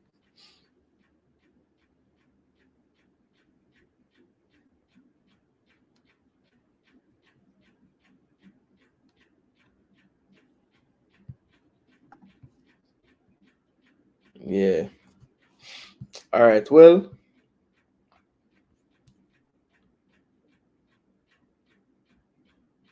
I think Lati actually won the tiebreaker.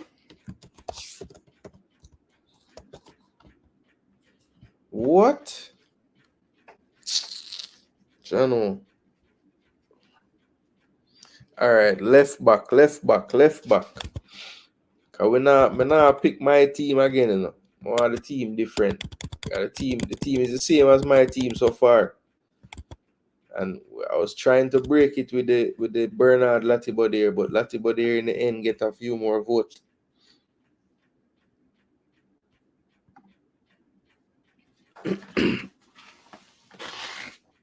Yeah, I feel like Latibodier read the game better though, to be honest.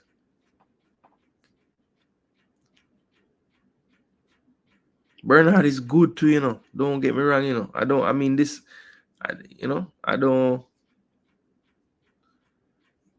know. It's tough. I mean, Bernard, the physical attributes, yes, but Latibodier, man, gonna help us break the press better.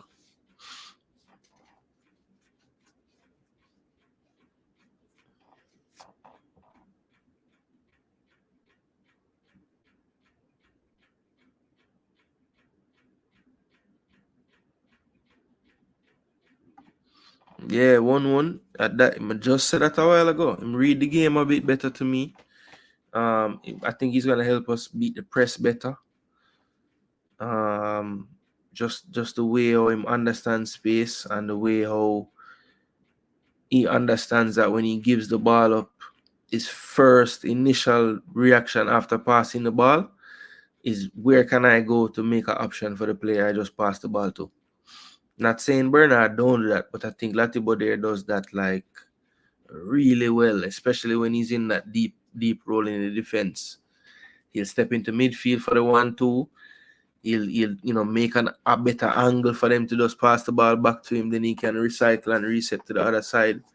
Just an intelligent player in that build-out phase.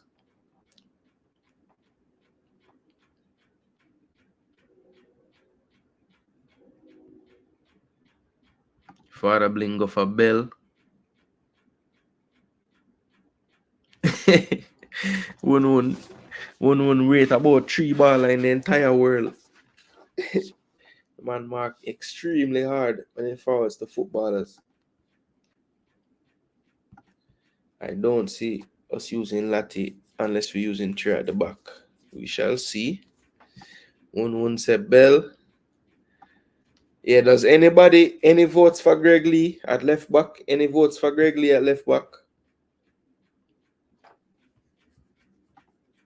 Yo, that clash I must December 26 like Sting. The build-up is crazy for this. It's like a cartel concert. The fans need to see it. Fana said Greg. All right. So we have 2 votes for Bell, 1 for Greg Lee. Anybody else say Greg Lee? Duclan said Greg Lee as well.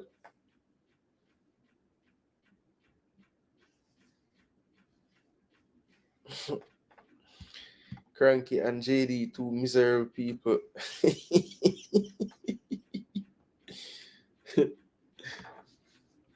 Is Cranky is miserable? I think I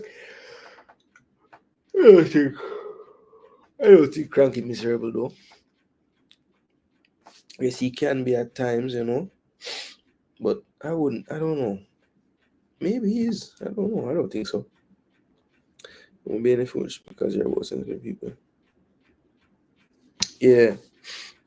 A good topic, man. We'd have a good topic for them, man. But we don't know if them still want to do it.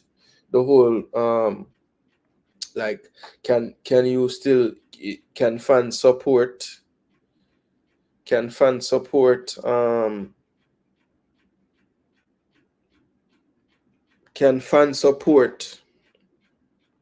without going? You know what I'm saying? Without going. Can fans support without going to the game? I think that was what the was start. Something like that, right, JD? That was a good debate topic, I thought. Because JD was arguing you still have to sell the project to the people for them to go. And Cranky was like, listen, man.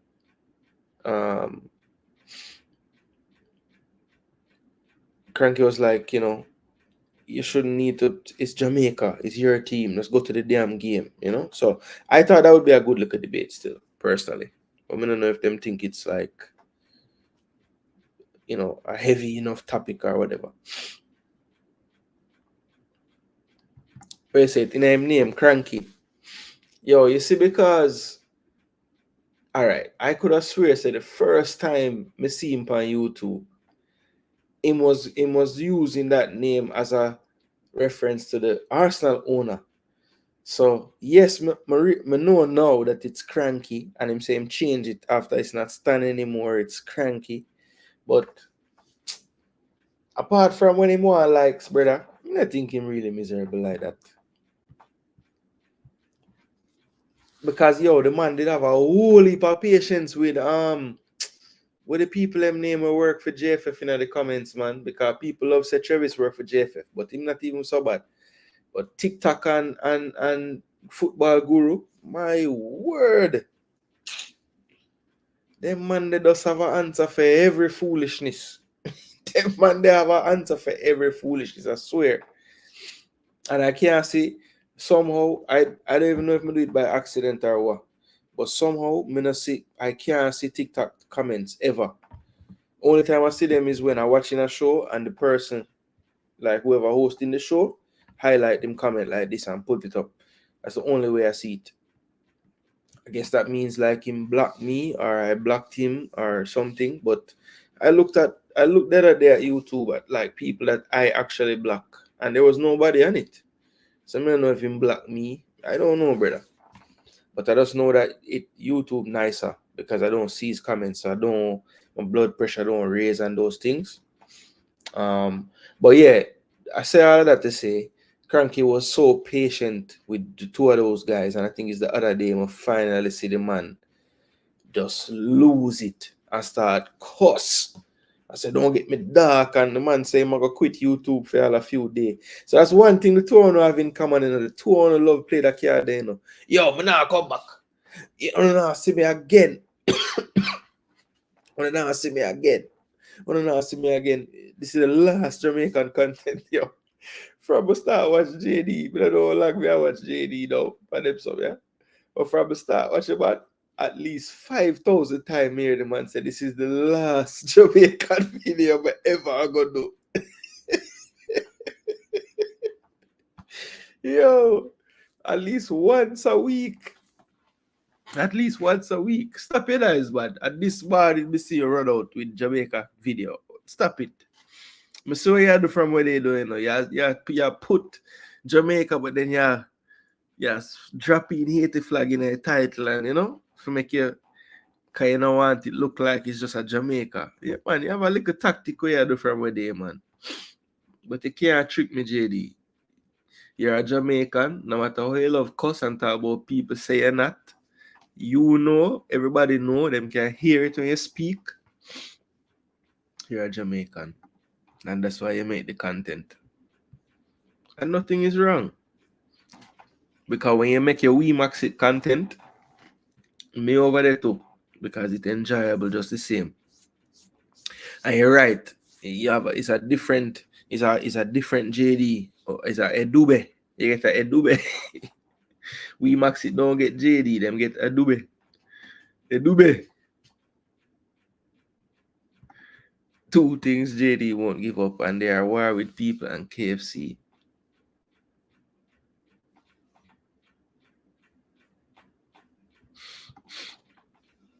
Travis, a threat you want to say, don't. You talk about treat.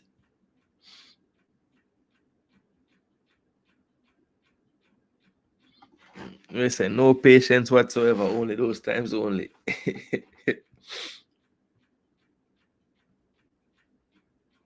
You say Africa to the world. I'm no Jamaican. No worry, man. Tomorrow, what time? Tomorrow, 2 o'clock in the morning in Belgium. Straight Jamaican. JD, I gonna rock him Greenwood jersey tomorrow and watch it do the game. Why can't kill it you down? How him do now? Wait, disagree with something him say? That's all life going on, man. You're not gonna agree with everything. No, that's a good damn point. I didn't see it. Which is what I didn't look either. But I just assume say you'd have done. I mean, why wouldn't you? Even though it's late still, maybe you just can't. But no, that's not like you, JD. If you'd find a way. I look now still. Wow. A real thing. So you not stream the game tomorrow, JD? I lie. He does not make the thumbnail yet, man. Stop your foolishness. Cranky reasoning just way off. Well, I don't know if anybody who are reasoning every single day would have always, sound the best way to you. That would have been very hard, you know what I mean? Wells, I agree with this statement. 4-2-3-1, all the way for me as well. But that's a 4-3-3 on the screen. But no, that's not what I would play. Yeah, some feel too.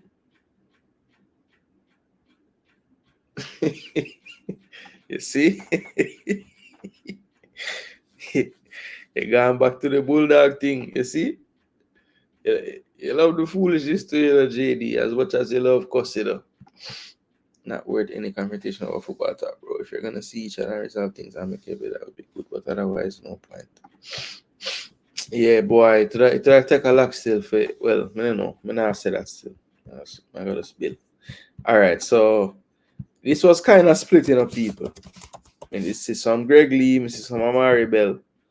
I think Greg did win out by 1 vote. How we change the formation? How do you change the formation? There it is.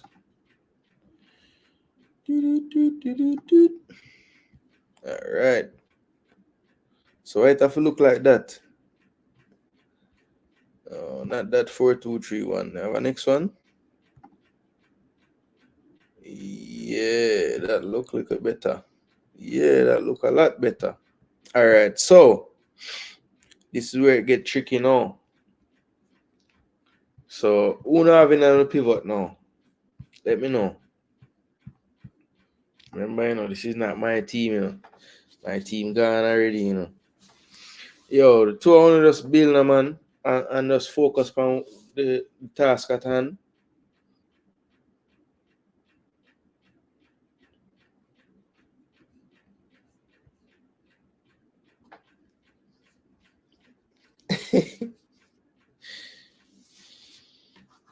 Travis, build them, man. Build them, man. Yo, who not starting at the pivot? Who not the coach, I give my side and get 100 out of 1,000. Get 1,000 points a while ago,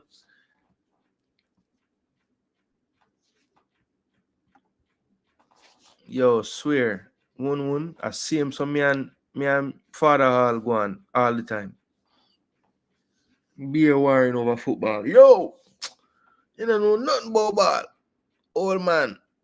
You don't know nothing about modern football, old man.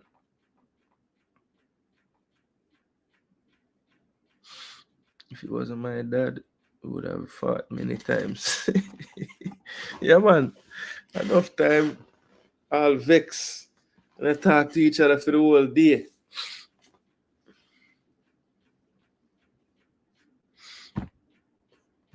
All right, CDM. When I remember who they in the squad, can't nobody not tell me nobody. So some my side did good, and I just want to put back my side. Well, they don't take out Amari Bell and put Lee, so they make a change. Duckland, let me know. Double pivot. Give me two midfielder. All right, Travis did put out him entire squad. So me look on Travis squad. Where the comment there? All right, my 11. The 4-3-3 him say. So they come here like Bell. Bobby, Palmer, and Anderson. So I guess him have Bobby and Anderson I play deep. But and Palmer in a 10. Antonio Gray and J Lo. That's not bad, Bench Bobby. Cha. It's possible.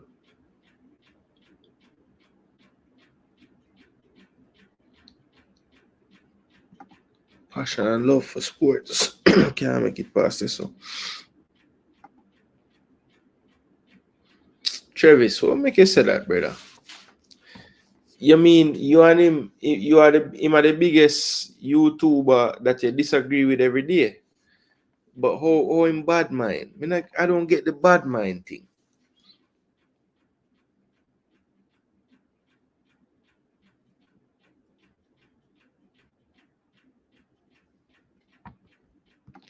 Palmer and Low would be my pick. That will trigger the Low hate. No, sir. I have no hate for Low, man. Man trying best. But somebody else, please vote, because I don't want to put that on the screen. But Duckland went for Casey Palmer and Damian Lowe as the 2 CDM.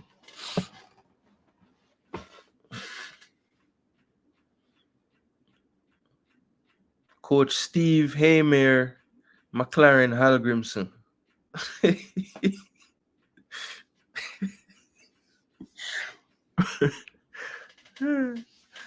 Coach Steve Haymer, McLaren, Hallgrimson. Yeah, 1-1. It's a tough one. So I went for Russell and Anderson actually as my double pivot. Father Blink said Russell and Palmer. Okay. So that's 2 votes for Palmer, 1 each for Russell and Damian Lowe. One couldn't even say names. The man just tell me say the place weak. All our active players in the 2 games. It's a good shout, Fana. I said just throw paint on the wall and see which one make the best painting. Well, I mean, it's Gold Cup qualifying. We need FIFA points, ranking. I don't know.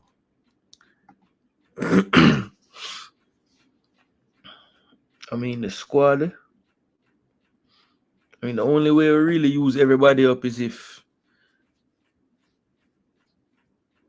So we have about 18 outfield players. So that means 2. If we make all our subs, 3 outfield players now go play.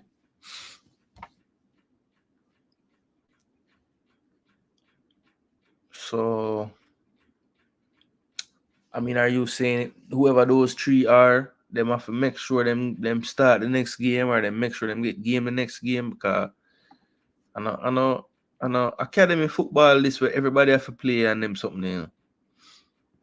Oh, and you said that still. Okay. Okay, because use and rest. Okay, so you know say, so yeah, say when you say all our active players, you're meaning like players getting game right now. Okay.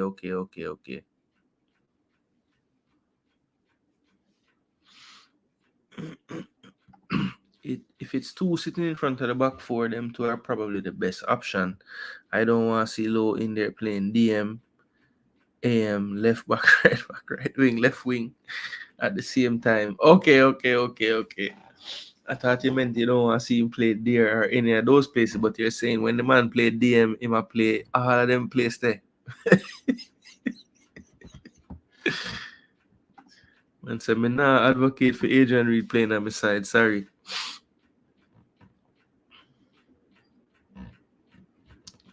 Apparently, say from some man from West take the vaccine, them can't use them brain. Damn. For real? Rough. Yo, people. Consensus hard for making a. Alright. King on the bench too. Yeah, I don't know if King going to play. Low could do a job there with good coaching, but he don't understand the position. When we have the ball or when we lose it, he's doing too much. Yeah, it's a desperation thing, you know? Alright, so I got 1 Low and Palmer. I got 1 Russell and Palmer.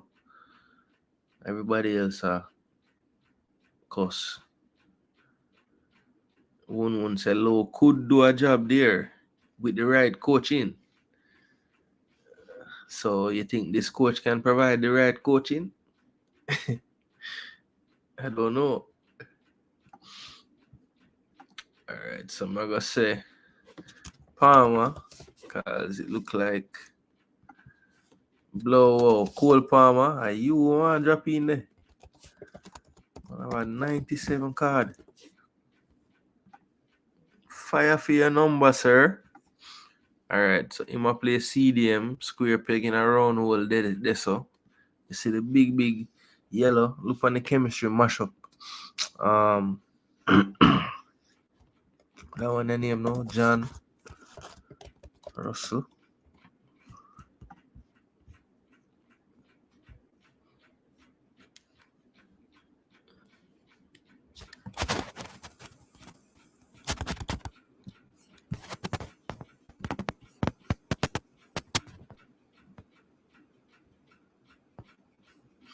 Alright, so a one person pick this, you know. And Father Bling pick it. And Duckland say Palmer and Low. So let me know, people. Let me know. This alright. This cause me didn't want to play KC in the camp, you know. I'm gonna try hard for force Low in the starting team.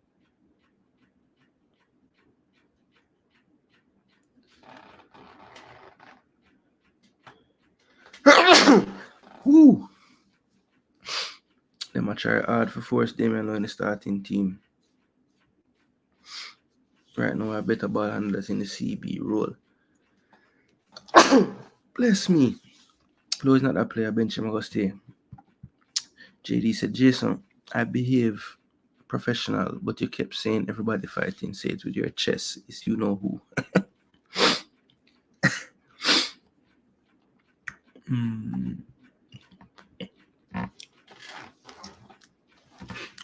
Yeah, you are hold it down more than him for sure. That is a fact. That is a fact. Man just on the war part, you know. Just don't bother with the disrespect. Disagreements will happen, you know. Travis, are you may I talk to? Disagreements will happen, but no bother with the disrespect. Anderson. Okay, so you say Anderson could have.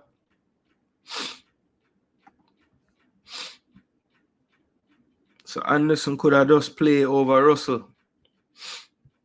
Okay. So continue disrespect John Russell. When the man kick up people. When they do.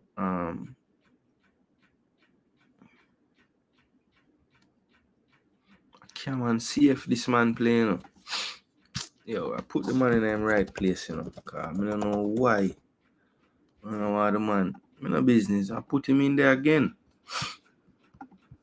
So you take him off. Okay, so. I want the whole city version.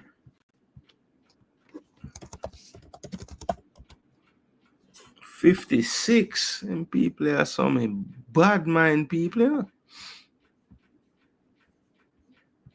Alright, so left. So this one now. Even though if I'm in a game, I'm gonna Saudi. Yo, give me this version. This must have been the Nations League version. 94. Right midfield. So when I say over here, so let me get some consultancy from the panel. We Maxi say a 3-1 Jamaica win. Okay. 3-1. Just like your other country today. Good win for Suriname.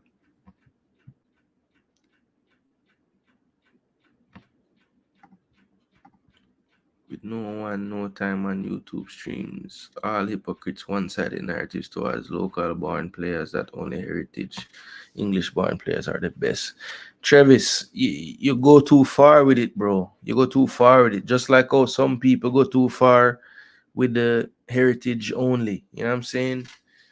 It's not about heritage or local. It's about who can control a damn ball, who can kick a ball, who can score a goal, who can defend, who can. That's all it should be about. Don't make it so much about that. It's not about that. Trinidad failed them on one big wayside. Yeah, bro. Or Trinidad they in our group. I'm not even have to play them. What kind of foolishness are going on? So, nah, man. Campbell on the right, them say.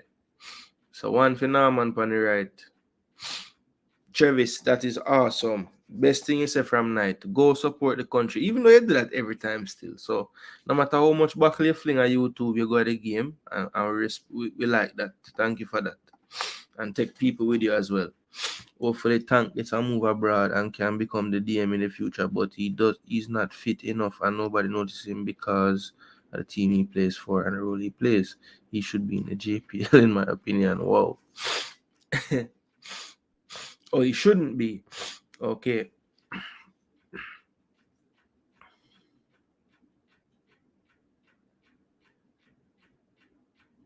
So who named Tank?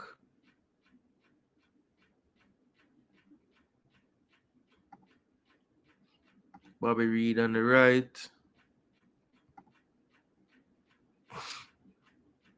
Yeah, Guatemala won.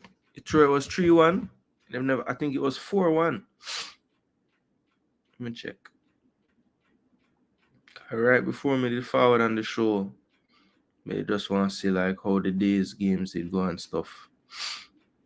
Come that check on the score. I see Netherlands draw 3-0 Argentina like some real idiot. Sure. Can't believe them gonna let them score 3 goals upon them star. And North Korea. Look like I have to reevaluate my standings, power rankings, Yeah, Guatemala 3-1. Damn.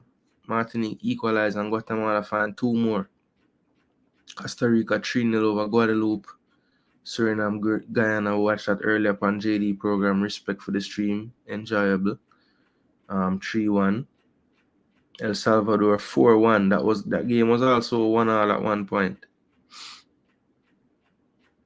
Yeah, them equalized right before. It was 1-1 at halftime, as a matter of fact. Shockingly. And Bonaire and St. Vincent draw 1-1. Alright. Mad thing.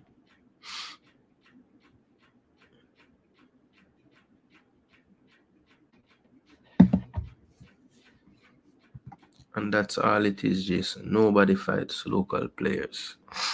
Yeah, I know I don't. Casey and Lati double pivot, all right? Avis, Casey and Lati. Boy, Avis. I mean, I don't know if I can go back to Latina the midfield, I swear. Yeah, I don't know, man. It's hard for me not to play this guy star. I don't know why it's even why it would even be a thing. So we're Bobby Decor over there. No, say me in a game.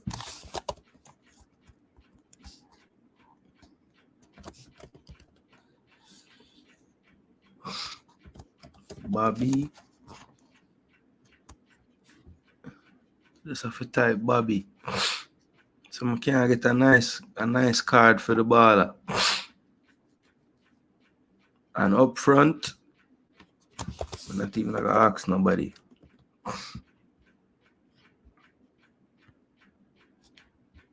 What you mean? In the Jamaica kit. 92.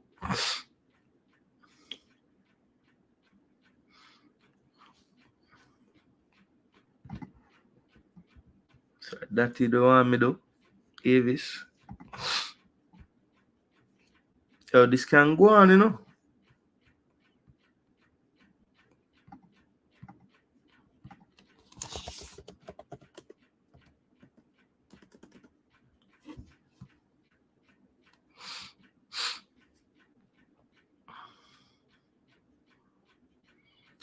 Squad rating 78.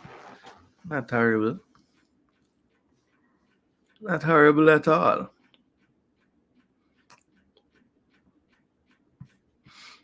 Them two save we.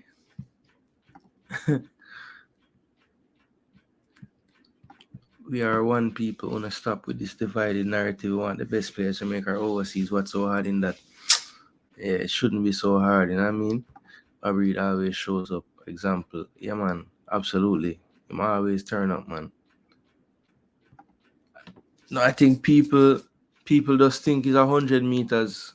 It's a 4x1. We're gonna run. So whenever Russell come up, he's just too slow.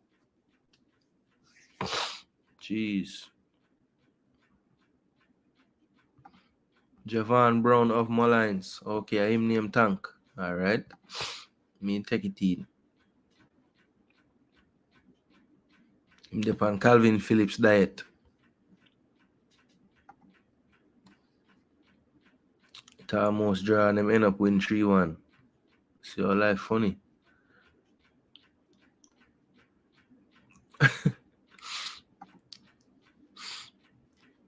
It's Travis love cause people whenever them have any suggestion about the team. You're not the coach. Good left foot, but I know nobody notice him. No judgment. Charlton says Dixon ain't ready and they bash me for reporting it. It's very clear that these people's ego is far from reality. He should start above Jamal Lowe. Yeah, I mean, this whole week, may I defend Jamal Lowe on Ryan Channel. The whole week, every day, the man them must say Jamal Lowe never impressed yet and all these foolishness. And I'm like, yo, I don't even analyze how much Jamal Lowe actually play when him get called. Like one window, we'd have 3 games. The man play 1 game in the middle of them, score another 1 and gone. Then him forward the next time, we'll start him the first time. Him play 60 minutes, we yank him. Then him get like a 15 the next game, gone again. Never scored a window there. So the man come for a window and don't even play a full game. And we do that to him all the damn time. Bring him come for the Argentina friendly, him get 2 minutes. And then we never call him again forever. And then people are talking about Jamal Lowe, that's too much call, man. That's one thing women are like. You see, from a narrative start about a certain player, it's hard to break it, Like for the longest while, Bobby Reed was the scapegoat for everything. Ever since the man missed a goal in the qualifying against USA, people hate Bobby Reed till the man scored. The man did have to end up score like, I don't know, about 3 goals. 2 of them, some mad goal. The Azteca goal, and him will have a next crazy goal as well. And then him score a penalty. And from that, I think people finally start ease up. But for a while, bro, the amount of people must have to convince that Bobby Reed good. Man, them say him not good, none at all. Not even that him alright or anything. Him just not good. I said, damn. Till finally the people them start, yo, you know what, say you did right. You don't know one Cuban player. You should have there from earlier. You would have known some of them. Go through them lineup or them squad at least.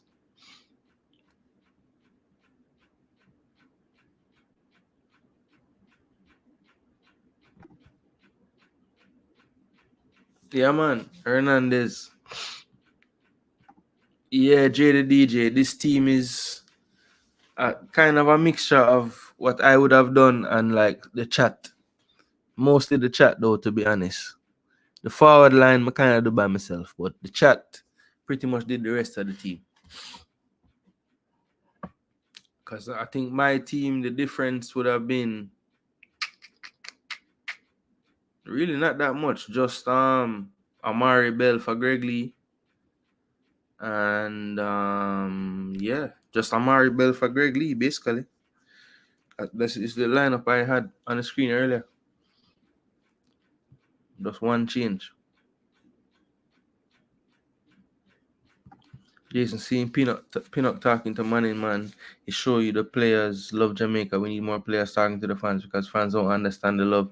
You know how long, but we've been saying this for so long. We've been saying this for so long. Why the JFF don't like talk to the damn people them more and let them talk and just put out videos of them talking about anything. Just let them know the people. That's so helpful in building a camaraderie with the fans. You know what I mean?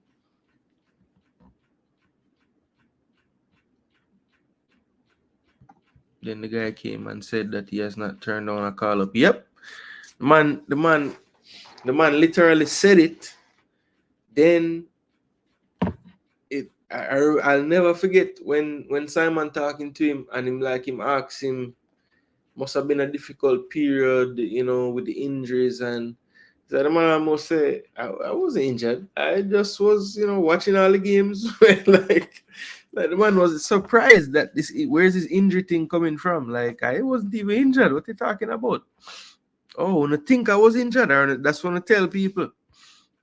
We should have said no, that's not even what them tell us. Them tell us that they just don't want to come. That's what they told us.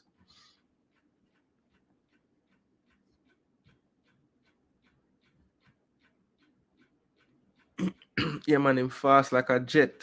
That's one thing you can't take away from him.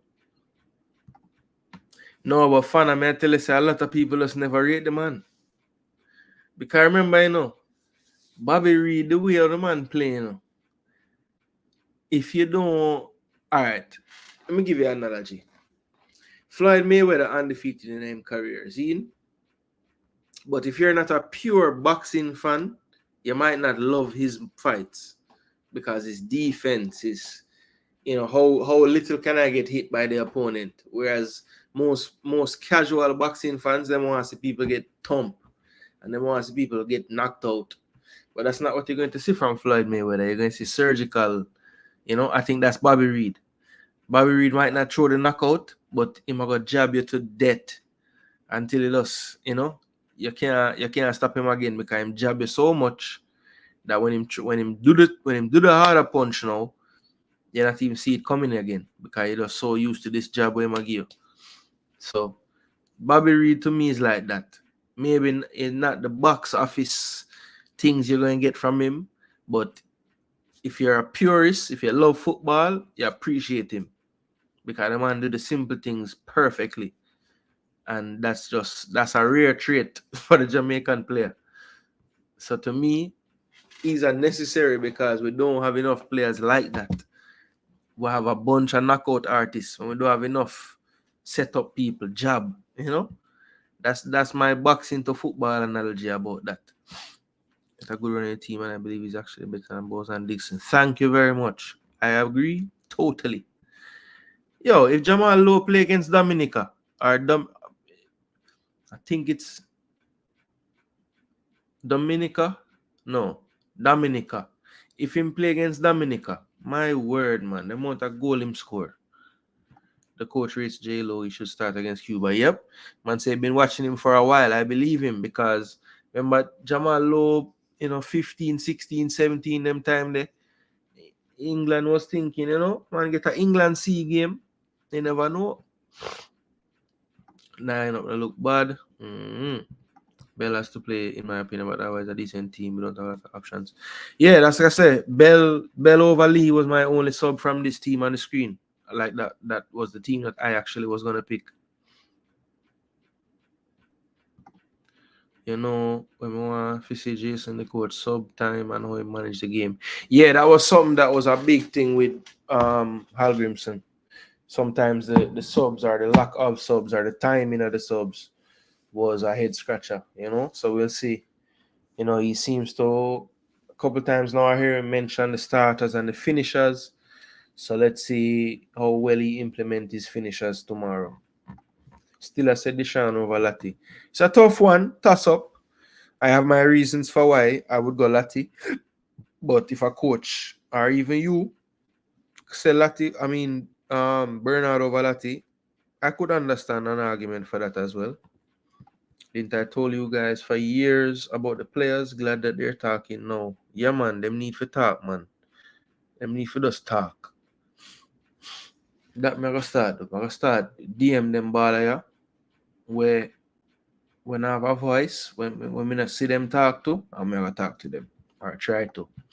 The amount of hate Missy Bowser, Nana, Blake, Flemings, J. Brown, Lambert, Paris, and Alvas get on YouTube from diaspora fans, you wouldn't believe they are Jamaicans. You all have selective reasoning. Not true. Me will beat any player where deserve a beating. Any player. It don't matter to me. So, I mean, I don't know if people do that. I don't even think that's true. I think what it is, what it is, because people when I live a diaspora beat them by the way you bring up, Because have you ever thought for a minute that people get beat because of their performance and not anything to do with where they're born? Some of them players on the list, they just did foolishness and they deserve to get cussed. That's why them get cussed, Travis. That's what it is for a lot of people in England. Most English-born Jamaicans don't even call themselves English. Facts. Yes, we need players to come out and talk because so much lie been telling out here. I'm telling you. J-Lo turned on. Oh, no, it's not a fact. It's not a fact. You don't. All right, so Travis, someone know. Why is it when you hear something, it have to be fact, but when other people hear something, it can't be a fact? How your facts so strong? I don't get it. The old McLaren farmer tell you everything. I saw articles in the Gooner Observer stating Lowe should take his chance, which is more confirmation that them never call him. Exactly. Maybe that was exciting, but as he moved to the weight and injured his hand, he became boring. Yeah, no, you're right. One early in his career, but most of the casual boxers wouldn't even know him those times. I know them fights back then when he did fight some man where was champs in the 70s and them thing there was still that fight when he was in the smaller weight class them. But yeah, I thought the people them when know Mayweather. Well, I think like I said that. A non-boxing fan, like just a casual fan, them know Mayweather from Pacquiao time and them fight there. I'm not gonna know him from them late not even late 90s, but like early 2000s and them time they when him that fight. Late 2000s, I should say. But rate Bobby in the side, it's hard for me even think for dropping. Yeah, man, him bad.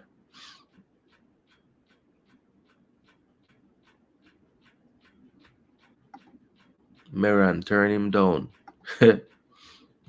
I would love for Meran to sue some of you all bloggers who are calling the man name wrongfully. Why you want people sue bloggers? Stop it, man. The man said it out of his own mouth. Can you stop lying on the players? Talk about your local players. They need the clout. Travis would love for him to try so I could show the people in Jamaica the truth in the files. Yeah, boy. Truth is out. Truth will come out one day, JD, for sure. Jamal Lowe could start with Reed in midfield and Bernard Falati is another conversation. But for me, that's probably the only considerations. Okay. Image football. J-Lo is a liar. He turned on the column and saw the coach. He had personal reasons, facts. Channel star. J-Lo is a liar. Well, one thing is for certain, somebody's a liar. I'm not telling about Cuba Fastman Hernandez. I don't want to have no bother to run him down. They say one bagger 5,000 meter runner we I put on the field. Soon get what you're looking for and here sooner or later. God have mercy. Here say Hutchinson get injured and go back. Yeah, man, me here, man. Yeah, man, me here, man. Same with Jonathan Rowe. Him gone back to Marseille too. Even though people don't really know Jonathan Rowe as much, but yeah, he's another eligible player. Some of them have been criticized more than deserve at times, but some of them are just not good enough. Yeah, some of them, yeah. Okay, not football beatings, other than that. Okay. Just personal, yeah. The personal thing, I have no place for it. Me not care. And as I say, yeah, it could have care less who you do the personal stuff with. Just leave that out there, people. We can analyze the football and mark them hard or fine or however we mark them, but it have to be football at the end of the day. So I not agree with that either. Mm-hmm. They will see who likes Jamaica. That's true. He was knocking people out in the early days. Yeah, he was. Seems like our heritage players not good too. Yeah, some of them not good. Some of them not good. There was one striker. He used to score for we too, you know, but I never think he was good. Clayton Donaldson was never my cup of tea. Never. Was not. He was never that good.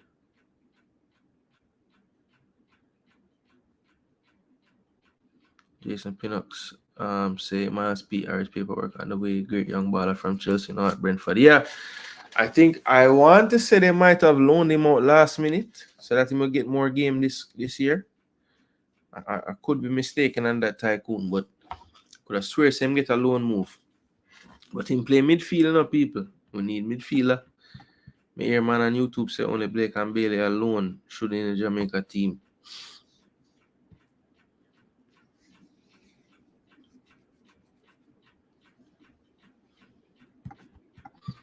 I think at times some heritage players have made some mistakes. Same mistakes as some local born and not got the same level of criticism sometimes. Okay. And Jason, my title about Haiti and Suriname was about them. Laugh out loud. Please check from the start of the video. Yeah, I didn't see the beginning still, but I just know sometimes you might have just made a separate content for that part, but you know you haven't really done that the last few times, and IMAX City just do one show, you know, which is a little different. Normally, you just kind of make sure the IMAX City is just that, because you know to have them argument the inner them video the way you talk about that, you know.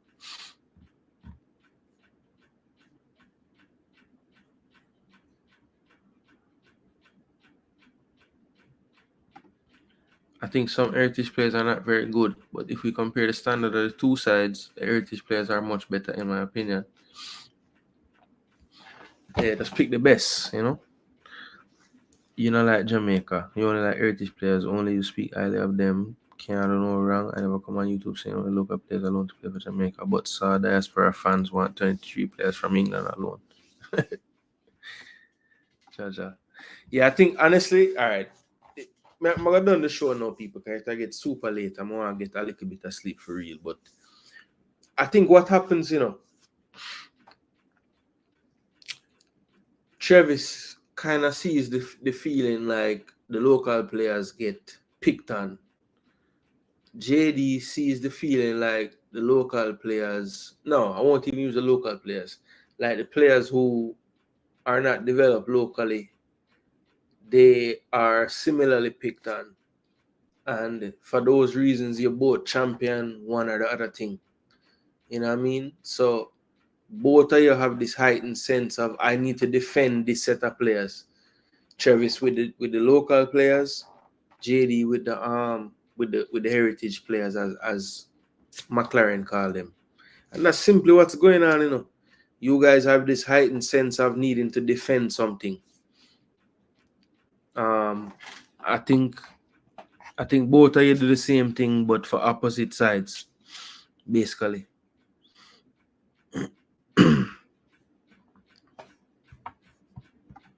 What kind of team this? No team where we're gonna win the damn game. Actually, all right, let me make the adjustment. This is not my team, but it's not that many changes still.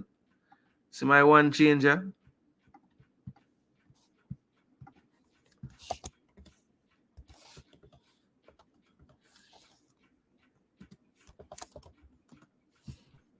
Oh, sorry, I have to go back to this.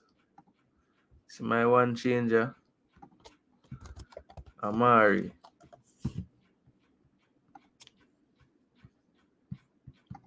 Big 71, you know?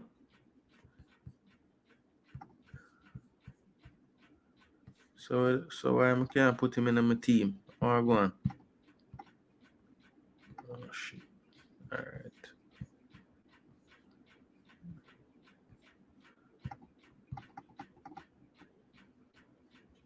So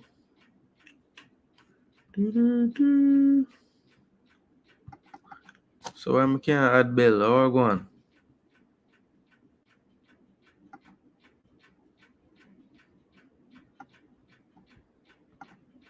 Do-do-do-do-do.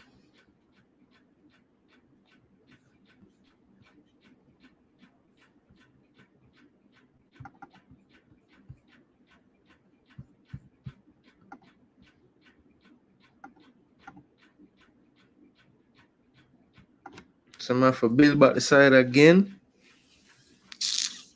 Yo.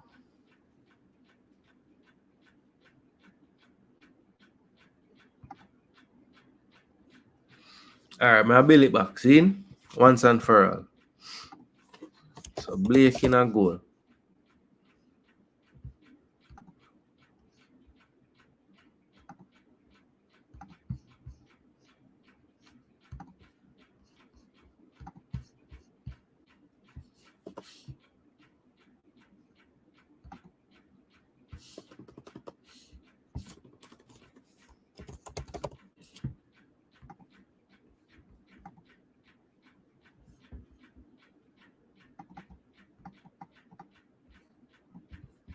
Yo, I don't know what going on.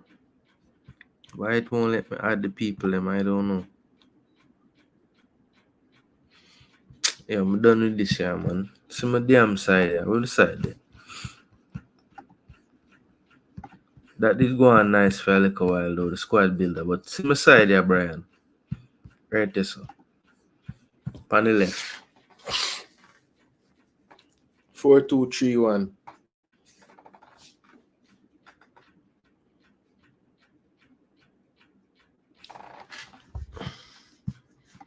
Lee barely playing at the championship, brother. Alone EFL Cup the man play.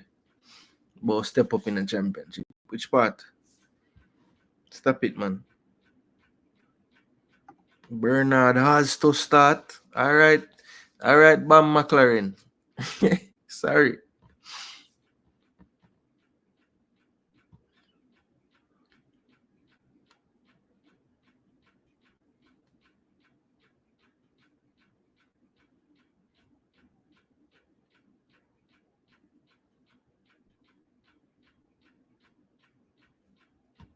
Bell have to play. See my starting lineup there, no Bam. At my 11, you know. I'm still a start Latino. I'm too caught up in this big and strong crap. Latibo there can play centre back with him size the same it is. Because I'm smart.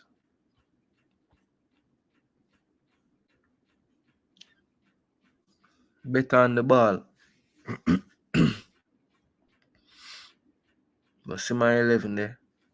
Technical players.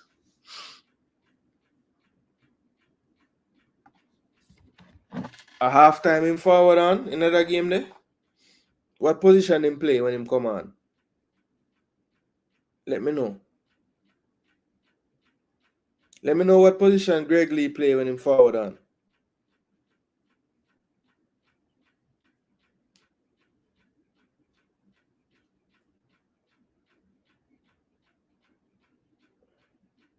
Look like him play left back for Joe Bennett. Okay.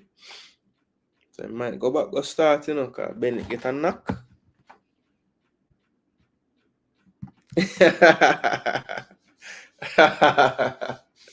Yo, we can't get the strike, but I hope to you. Casey Palmer any 10. Well, the first time ever hear somebody comment that ever.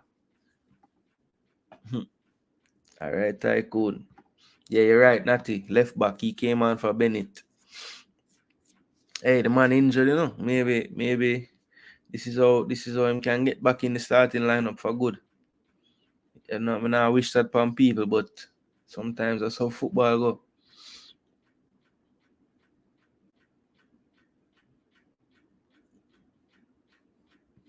John Star, I can't deal with this toxic thing no more, you know. Yo, people, manners and respect, you know. Them time they, you know, mans have to get some rest at some point. So, big up to all the people them where contribute to the conversation. Thanks for everybody who tune in and check in. Thanks for the likes on the video. Let's check and see if we actually reach to where we want to reach. I know it's kind of late in the night and people are get some rest, so never really expect whole heap of people for they alive. So we're thankful for the people them who are here, and we're thankful for the amount of likes we get. So yeah, man, respect and thanks. It wasn't as smooth as I would have liked because I wanted to have this tactical pad running on the screen while I was going. But yeah, man, we're back to the drawing board. We're gonna figure it out because I've done it before on here, so I don't know what the hell is the difference today. But we're gonna figure it out, people. But anyway, big up all the people who did check in. Big up to one in the building. We Max It Football, Travis Peso Tycoon,